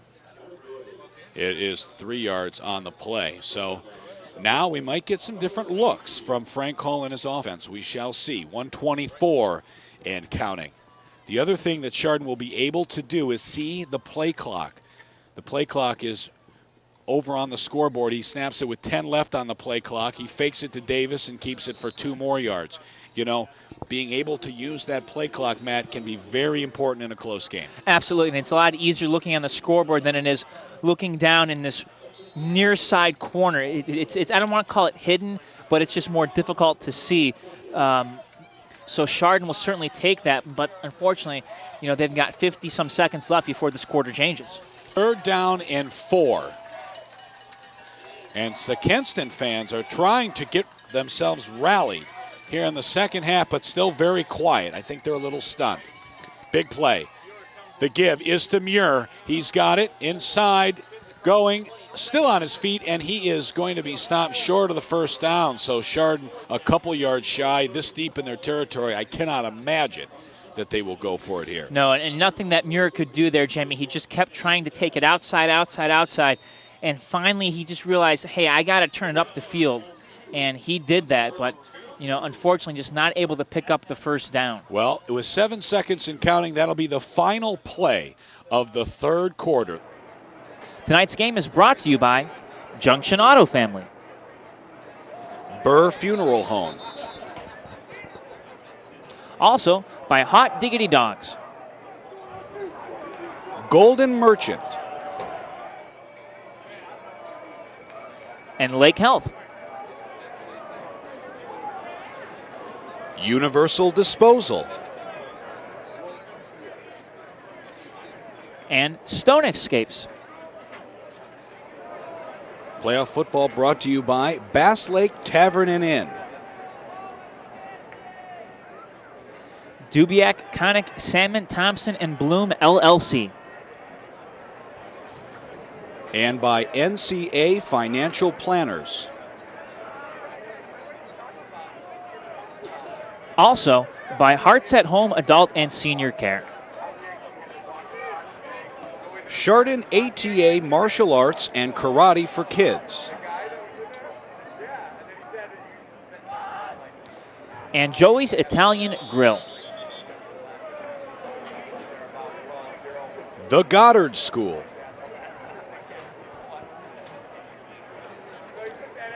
And by Cleats. Ash's Mayfield Window Cleaning Company.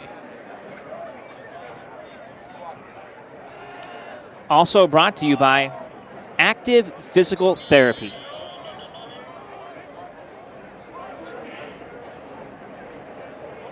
The Saints Band, and Sopchik Chiropractic.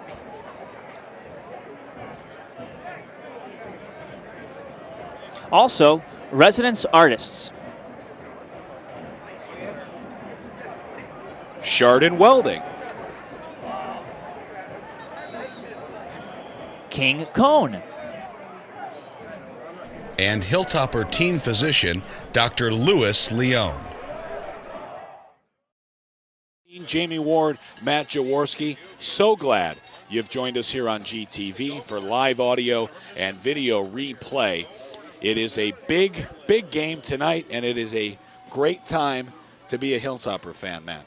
Absolutely. Hey, we'd like to let everyone know the Chardon High School Drama Department will present Spy School. There we go. I about said high school, but it's Spy School. It's a play set in 1961 where an everyday teenage girl is swept into the CIA on a top secret mission to save the country and maybe even the moon. The last performance is at Park Auditorium this Sunday, November 11th at 3 p.m., so be sure to catch Spy School. Well, sending out a tweet here. Don't forget you can get all your replay information news by following GTV on Twitter. The handle is GTV Replays. So they will punt, Matt. And, you can never be 100% sure. Drew Gittins is the punter out there for the Hilltoppers. Really, this has got to be a situation where you're just too deep in your own territory to risk it. Yeah, you don't want to try anything here, Jamie. Too much time on the clock. The risk is not worth, or the reward's not worth the risk at this standpoint. Kenston might be coming for a block. Look at how many guys are up on the line. There they come.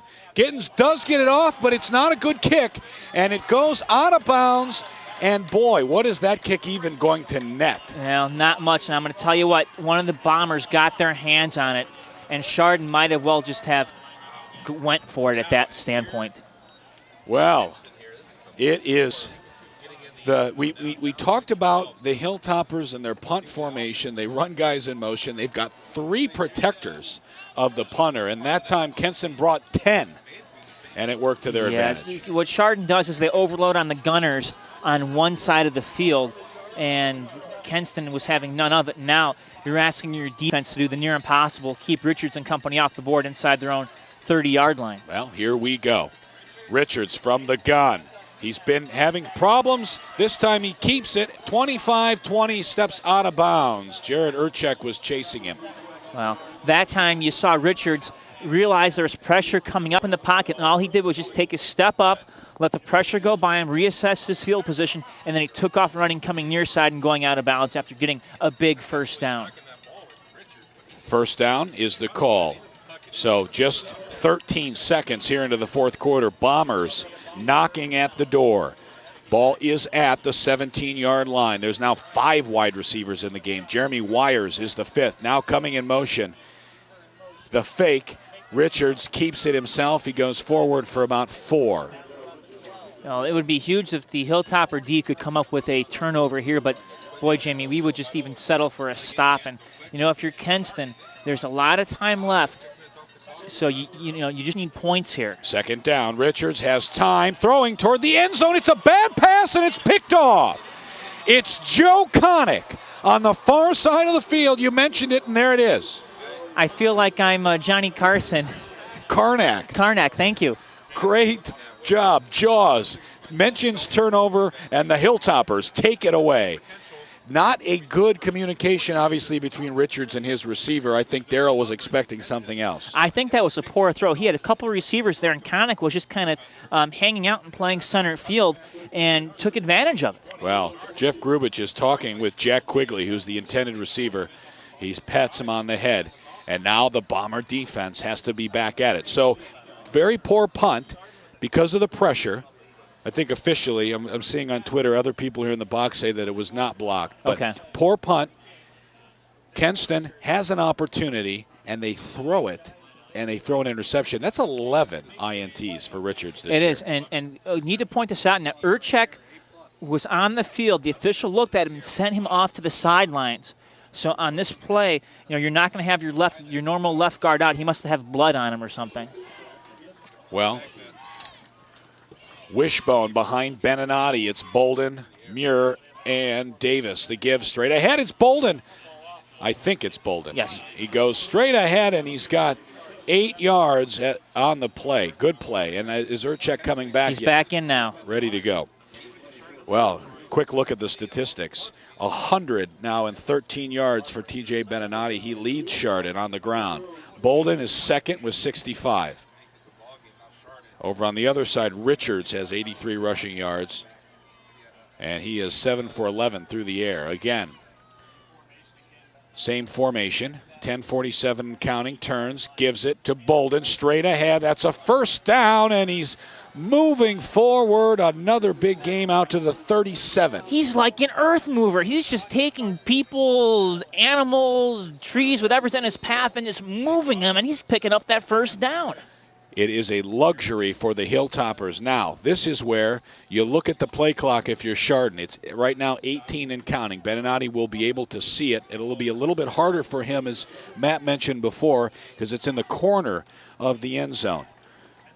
This is an important time with the Hilltoppers leading by 2 scores. And he's got to burn a timeout. He didn't have enough time, Jamie. I think there was some confusion on the play being called in, but you know what? It's okay. Take the timeout. You have 2 left. You're in the fourth quarter. Run the play you want to run, and just set yourself up later on in the game. Well, don't forget that birthdays, anniversaries, and other special occasions can be made more special through GTV. Send that terrific picture or pictures to us, and we'll help highlight the event. Please enclose a self-addressed stamped envelope if you're going to mail a physical copy of the photo. And again, that address is GTV, P.O. Box 336, Chardon, 44024. Easiest way, though, to send us anything is just email Dave Jevnikar, and that email address is geaugatv@windstream.net. I haven't had a chance to read that one in a while. Kind of Did it bring back some memories? Nostalgia, yeah. I can imagine doing a volleyball game with Jan Black and going through all of the reads. Well, thank you again for watching or listening here on GTV. Again, this game is brought to you by the Chardon what is it? Gridiron Club. Gridiron Club, that's right. Sorry, here we go. Caught up in the moment. 10-17. Davis is in motion. He turns, and he is going to fake it. He's going to keep it. 45 and out of bounds. And a late penalty flag. 2 penalty flags coming in. That was worth the timeout. And as long as TJ's okay, and I see him running out, so he's good. You can't hit guys once they're out of bounds. That's the rule. Well, it is a personal foul against the Bombers, so that's going to be tacked on to the end of that run. It's a 15-yard penalty, and it is one that hurts. Yeah, that's about it. In reality, somewhere between a 20 and a 23-yard penalty, maybe even or play, maybe even more when you tack on the penalty. And Chardon on the move again, Jamie.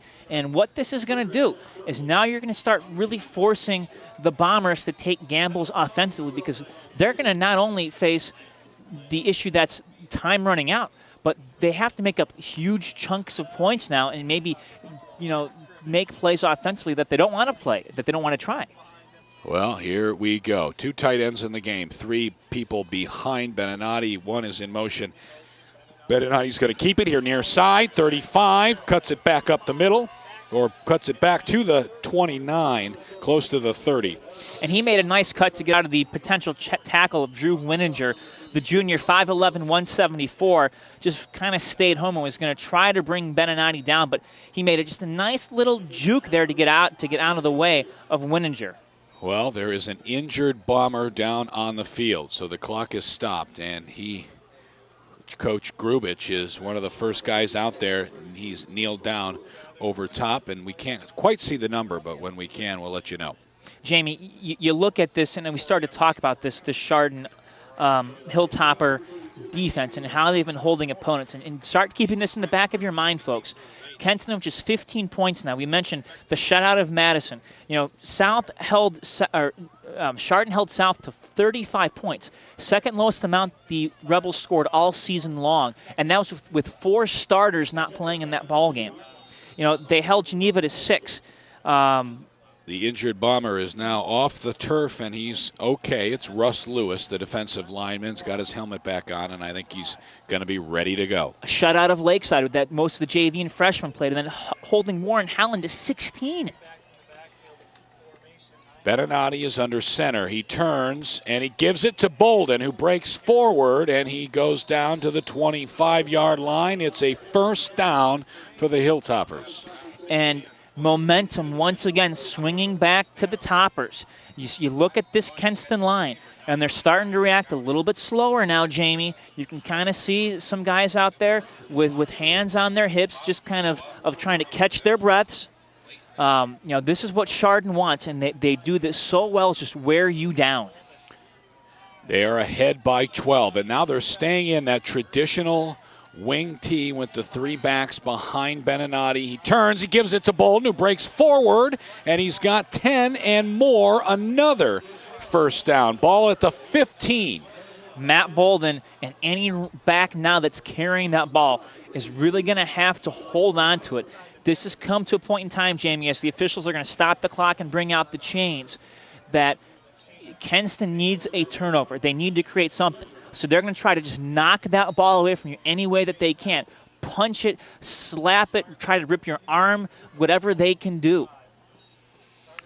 Flags are out, the chains are out. The flags are still in the pockets, and it is a first down for the Hilltoppers. And right now, Kenston is really having a talking to of the offense. Coach Grubich is now over. Daryl Richards and some of the other offensive linemen are all receiving lectures. Nick Lombardi as well. So Kenston anticipating the next time they receive the ball. 8:46 in counting, fourth quarter. We are here at Jerome T. Osborne Senior Field. I'm sorry, it's Senior Stadium. It's Jerome T. Osborne Junior Field. It's the JTO for high school football fans. As Matt Bolden is the ball carrier, he goes forward for about 4 more yards. Would you like to mention that it's the Tommy Osborne Field, or a scoreboard? 3 Osbornes here in Mentor. It is a beautiful facility. I think we would both agree that they are due for some new field turf. At some point in time, I'm sure the Osborne family will want to keep Jerome T. Osborne Jr. Field. the great benefactors. Yes, men are very fortunate to have that. Second down and about 5 as we are now under 8 minutes. Would love to see Chardon start to work outside again. They've been going up the middle a little bit here. Turns, fakes, and then he gives it straight ahead. Stopped right at the line. And I think that was either Connick or Muir. It was Alex Muir. So no gain. And so now it's 3rd down and 5. Now, and this is what we saw from Chardon the last time that they were down there, Jamie. They kept trying to go through the middle. And I really think that if they can get TJ to the outsides, he has the speed that he can pick up the first down or even get into the end zone. Ball is just at the 10-yard line. This is a very important play for the Bombers defense and for the Kenston fans here on the home side of the JTO. They've been pretty quiet. It is a Beninati keeper stretching the field. 10-5 corner touchdown. I swear I'm not talking to the coaches. They're looking at their cards. Doesn't get much easier than that for TJ Beninati. Matt, he took it, and you're right, you had the call, and it makes the score 33-15, and Bukovac back out on the field.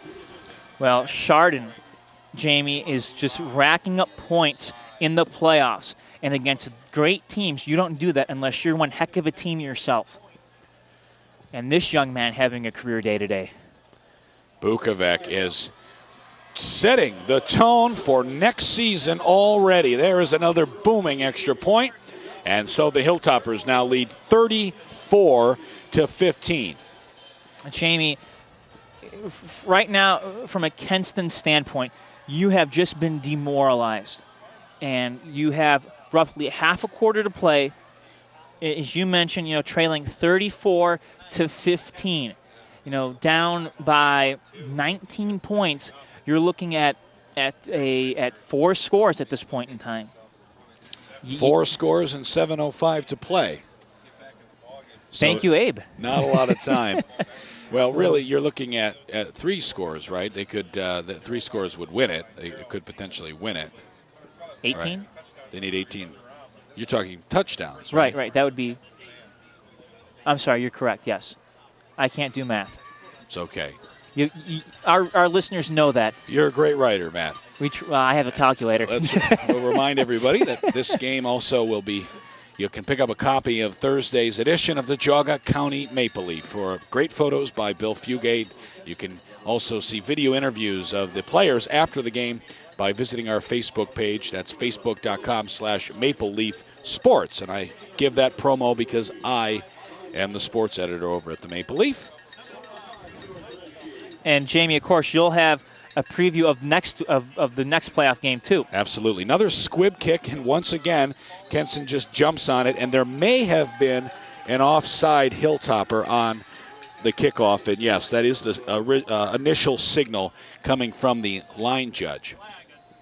I'm wondering, Matt, at this stage, why Kenston is just content on immediately falling on that ball. They don't want to turn the ball over. I think they saw Howland's tape, or the tape from Howland last week. But, the Bombers, unfortunately, are going to make Chardon re-kick on that penalty right there. Hearing that Aurora is now leading Kent Roosevelt, the Greenmen, a very good local football team and program from Portage County. They won the state title a couple of years ago, I believe, Matt? Yeah, I want to say back in 2008, something like that. Well, kick again is coming. Ball now on the 35-yard line. The Hilltoppers, from our vantage point, are kicking from left to right. Back for the Bombers is Tom Kufsick. And also, the ball will go to Tom Kufsick. Picks it up across the 30, 35, and down to the 37-yard line. It was 2008 when Aurora did win the state championship. And, boy, one CVC team this week, potentially another next week. And of course, Aurora took care of Kenston in week 10. Boy, did they. So if you're trying to get a gauge of how these teams could potentially match up. 48-20 was the score in that game. Wow. And that was week 9. That started Kenston's 2-week slide to close out. You want to talk about a team that backed into the week playoffs. 10, I think week 9 was the West G-Long. You're correct. Here we go. Richards fakes the give. He's going to keep it across the 45 to the 48-yard line. It is second down. He's short of the first down. He's got about 9.5. He's short of the first down. And the other thing is that keeps the clock running. And the clock is becoming an enemy now to the Bombers with every second passing. Richards now running, and it's far side, first down, into Chardon territory across the 45 to the 43-yard line. Richards does a smart thing, picks up the first down, but more importantly, goes out of bounds. Clock is stopped at 6:35.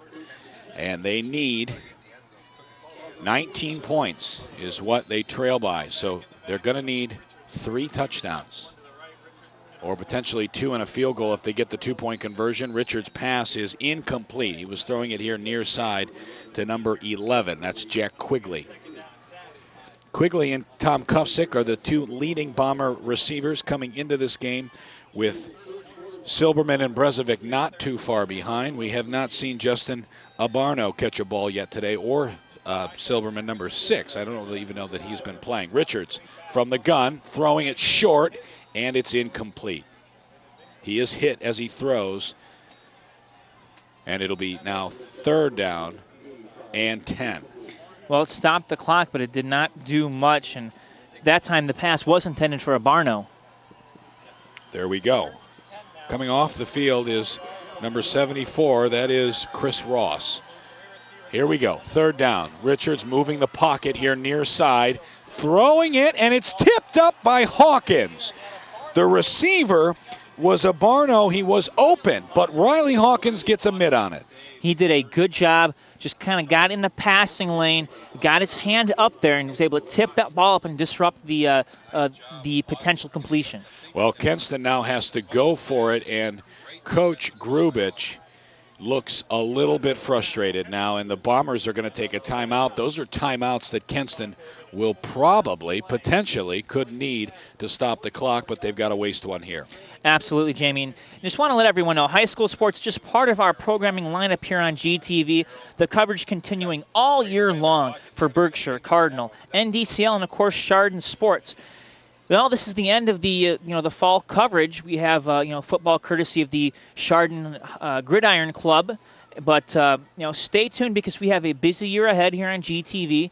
Our regular sports programming for the winter includes a lot of basketball. Boy. The month of December with all of the school holiday programming that's coming up. I can tell you, I think 25 of the 30 days, the Graw brothers, Chris and Jeff, and probably Brian Foster as well, will be out covering all of our school districts and all of their musical holiday pageantry. Here we go. 4th down and 10. The game certainly now riding on this play. A Hilltoppers stop, and they can punch their ticket to the next week. It's a blitz. Oh, and Richards gets away from it. He's going to have a first down inside the 25 to the 23. That was huge, and it was up to Riley Hawkins to make a touchdown-saving open field tackle. And it was a case where the blitz was coming, and there was no one home left to keep an eye on Richards. No huddle. Richards is going to keep it. Now it's all him. Still on his feet. 15, 10, and down to the 7-yard line. Connick nearly makes a one-handed tackle. Darrell Richards. Now, the one thing the Bombers have going for them here, they're used to running the no huddle. So it's another first down. Clock stopped at 6:03. Running again, no huddle. Richards pitches it, and this is Wires. Is he going to throw it? No, he's not. And he goes back, and he's tackled for a loss. Fodor there, a big tackle, did a good job of playing some contained defense on the end and a solid open field tackle, and that keeps the clock running, Jamie. Nick Lombardi, the senior, checks in. Wires checks out. 5:40 and counting. Lombardi is to Richards' left. There's 4 wide receivers in the game. Richards is throwing near side. It's caught. And it's Quigley who pitches it back to Lombardi, and he loses yards, Matt. That was just dangerous. You never want to do that, young man. My, oh, my. Well, they were trying to make something. See, desperation right there, Jamie. You're trying to make something happen, and you could have easily had a turnover. Well, Lombardi did get out of bounds, and so now it's 3rd down and goal from the 15. So they need 15 yards. They're just moving back and back. Here we go. 4 wide receivers. It's trips to the far side. There's where Richards is looking. Now he runs a little screen to Lombardi, who has no blockers in front of him. He gets no gain. Clock is running, 5:19 and counting. Lombardi just does not look good running the football, Jamie. That ankle's clearly bothering him. Not able to make the cuts. But, you know, I'm going to tell you this, folks. I've had that ankle sprain before. It hurts very badly, and I give him so much credit for being out there. Here we go. Ball game again, riding on this play. The throw, he's got to get in, though. Quigley catches it at the 10, and he's wrapped up, nowhere to go. And that is how Kenston is going to probably finish out their season now. The Chardon defense just toppered up. That's the big hashtag tonight, topper up, and they did it once again. If you're following us on Twitter, and that was not an inspired effort on 4th down and goal from the 15. So now the Hilltoppers will take the field. Kenston has 2 timeouts with 4:53 fourth quarter. We're learning that Aurora is up 7 in the 3rd quarter, so that could be Chardon's next opponent. And you can go to jogatv.org to see our schedule as the ball is snapped, and Beninati is the keeper. Goes for 5 yards right up the middle. Clock now moving, and TJ, the experienced senior, now needs to use as much of that play clock as he can. Well, and he needs to be smart about it. They certainly have some time, Jamie. And the one thing Kenston has not done today is stop this Chardon offense. So 4 to 5 yards per carry for the Hilltoppers, and they're trying now to run out this clock. Traditional wing T. Janda's the wide receiver on the far side. He turns, and he gives it to Bolden, who is stopped at the line, though he does pick up about 3 more yards. Oh. So it's a frustrating time now for the Bombers fans. And that, that's one of the things with the wing T. Everybody knows what Chardon is going to do. They're going to run it, and you kind of know what they're going to do with Bolden. And if it's not Bolden, it'll be TJ, and yet you can't stop it. You can't. It comes out at you so quickly. 3rd down, the fake. Beninati keeps it. Far side, he's got a 1st down. Down to the 25-yard line. Clock stops with 3:36. And, Matt, let me just ask you, looking forward, the Hilltoppers now one of the final 8 teams in Division II. It's been a magical season as now Kenston fans getting up, heading for the exits. What do you have to say for what we're seeing right now? This is a once-in-a-generation type team here, Jamie. You don't often make it this far in the playoffs, and I came from a wing team, a wing T high school in Wickliffe, and we had some of the best football years there when I was in high school, and we only made it to the this would be the regional finals coming up next week. We only made it there once. That means you're one of the top 8 in the state. Chardon, of course, state champions in 1994. They were the runners-up in 1998. That was Mitch Hewitt's junior year. Such a storied program, which began under Coach Bob Doyle in the 90s. Extended on Jim DePofi. His successor had some success before eventually leaving and giving over the reins to Hewitt. As they are playing out in the field, it's Beninati with another 1st down. So just to let you know that Chardon is just running the ball 5-6 yards at a time, and the clock now at 2:28 and running. And at some point in time, Kenston is just going to make that transition. They'll put their second stringers in and give those kids some playing time. Not much time left, and not much that Kenston can do. It's just a matter of Chardon just really coming out and dictating this game, saying you got to stop us. Not we have to stop you. Bombers cannot be disappointed with their season, as again, you look at their 4 losses in the regular season. 3 of those teams reached the playoffs: Chardon, Hudson, and Aurora, obviously. There is a penalty flag now down, and it looks like it'll go against the Hilltoppers. No, personal foul. It's a call against Kenston, so that's going to hurt now with 1:59 left. then the loss to West G, but to upset Talmadge last week, the number 1 seed in the region. That's pretty big. That was absolutely huge. And, coming in, Jamie, there was a lot of talk. It's tough to beat a team. We haven't even mentioned this at all tonight, by the way. It's tough to beat a team 2 times in one season. And, a lot of times, and Lord knows we've seen this with the professional, I don't even know if we can call them professional football team up in this neck of the woods, who seem to just regularly get beat by their division rivals twice. But, at the high school level, it's so tough to beat a team twice in 1 year, and especially when the first game is close. The Hilltoppers, though, really no trouble tonight. And Jamie, more importantly, it looks like they're going to leave this game pretty darn healthy too. And that was one of the struggles as the Bombers have taken a timeout. One of the struggles that they had this season was injury. And it started with Joe Fodor went down. Then they lost Thomas in week 3 for the season. Neil Thomas, he's not even back. But injuries to Pete Lemaster really hurt the defense. Connick missed some time.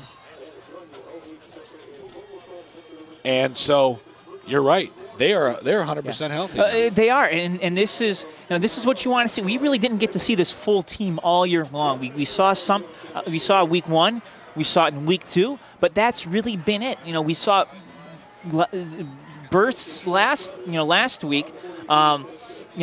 With Nick Lippert kind of playing, kind of not, and Lippert has played some today. Well, we're back on the field. It's 1st and 10. Davis is in motion. Beninati keeps it himself. Far side. There he goes. 35 he's down to the 36-yard line. Clock running. He's got 8 yards around the corner. Wininger, a real big tackle there, just kind of body slammed. TJ brought him down, and Kenston will, Jamie, stop the clock. Probably a good time to bring up our website, folks. The website, jogatv.org. You can go there, check out our replay dates and times. Let you know what's going to be coming up on channels 20 and 22. And if you go there as well, jogatv.org, you can sign up for the email service, let you know, when our schedule is set, what's going to be airing on GTV. And don't forget about GeaugaTV.net. If you are not a Time Warner Cable subscriber or you live outside of our funding communities, you can get a subscription. I know that last week Dave Jevnikar told me, I think that we had 6 new people sign up just so they could hear the game live if you can't make it. And so we continue to grow that portion as well. You can sign up for a month. There's also some pay-per-view options if you want to watch this game on replay. But I'd sign up for the whole year. We've got great programming 12 months out of the year, and it's a great way to keep up with these communities. Right, and once again, it's not just sports. You have the schools, the plays, the recitals, things like that, and also community meetings as well.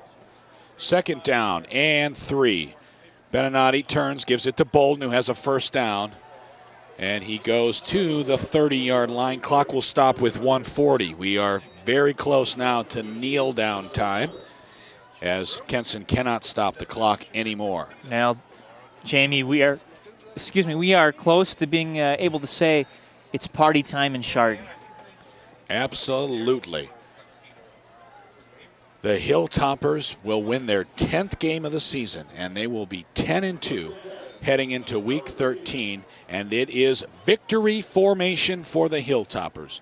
Play clock is at 9 and counting. Game clock under now 1:20.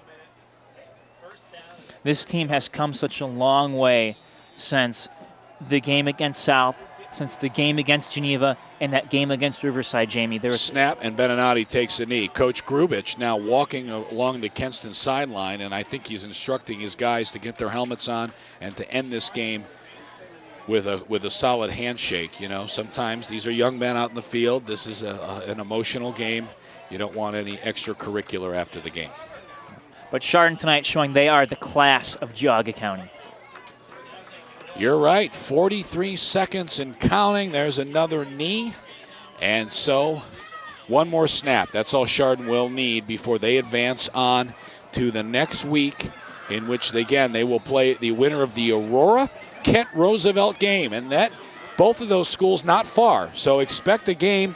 You could see Solon, you could see Bedford, Twinsburg. You could see Twinsburg or possibly Ravenna. Any of those locations, I think, are it. And there it is, the last snap. Beninati takes a knee, and the Hilltoppers off the sidelines to shake hands. 7-6. That'll do it. A final today, Matt, 34 for the Hilltoppers, 15 for Kenston. What a great game by Chardon. And, for the Hilltoppers, Jamie, you couldn't ask much more. You come in, you do what you need to do. You force a bit. That turnover in the end zone, that interception, was so huge. That was a big one. That was a huge play. You're absolutely right. And that was Joe Connick who made the big play. Well, again, thanks for listening at home, and thanks for watching as well. The Hilltoppers are moving on. And so GTV is so glad that you are joining us for playoff football. I'd like to thank Dave Jevnikar for producing this game, Brian Foster for his help, and as always, Chris Graw down on the field, who has all of our sideline shots, and Jeff Graw up here doing a great job as always. Thanks for watching GTV. For my friend and partner Matt Jaworski, I'm Jamie Ward. We'll see you soon. Good job. Yeah. I think you know this, but I just want to reiterate it. You got a great staff. I mean, I'm telling you, you got coaches that care about you, and they give so much time into you. Coach Laney's had a new baby. The guy's in the hospital studying film. Coach Hall, Coach Britt, the list goes on. I'm just telling you guys, we're blessed. Now here, I don't save newspaper articles very often, but today, for some reason, I saved the previews, the preview page. We were picked to go 3-7, 4-6, 0 superstars. Where are we at right now, fellas? Where are we at right now? 0 superstars. 8 left. Pick to go, and we got 8 teams left. Anything's possible. Keep believing, keep living right, fellas. Your dreams are going to come true. I'm so proud of you. I'm proud to be a Hilltopper. Let's go. Let's go, baby. Yeah! It was a beat down.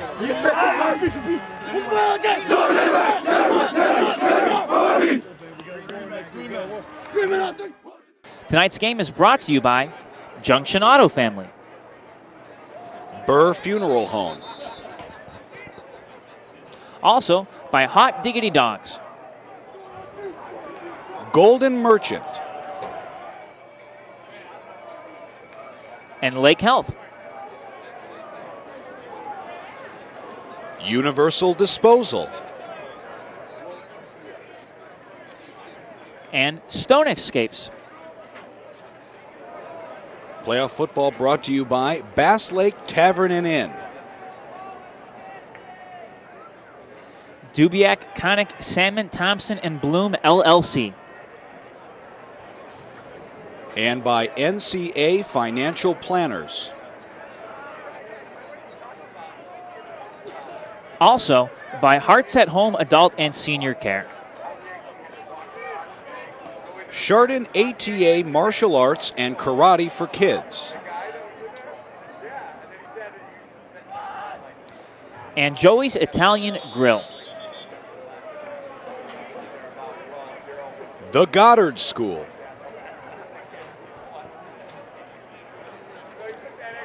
And by Cleats. Ash's Mayfield Window Cleaning Company. Also brought to you by Active Physical Therapy.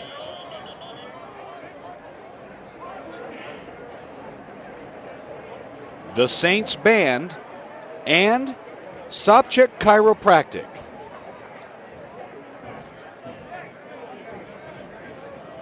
Also, Residence Artists.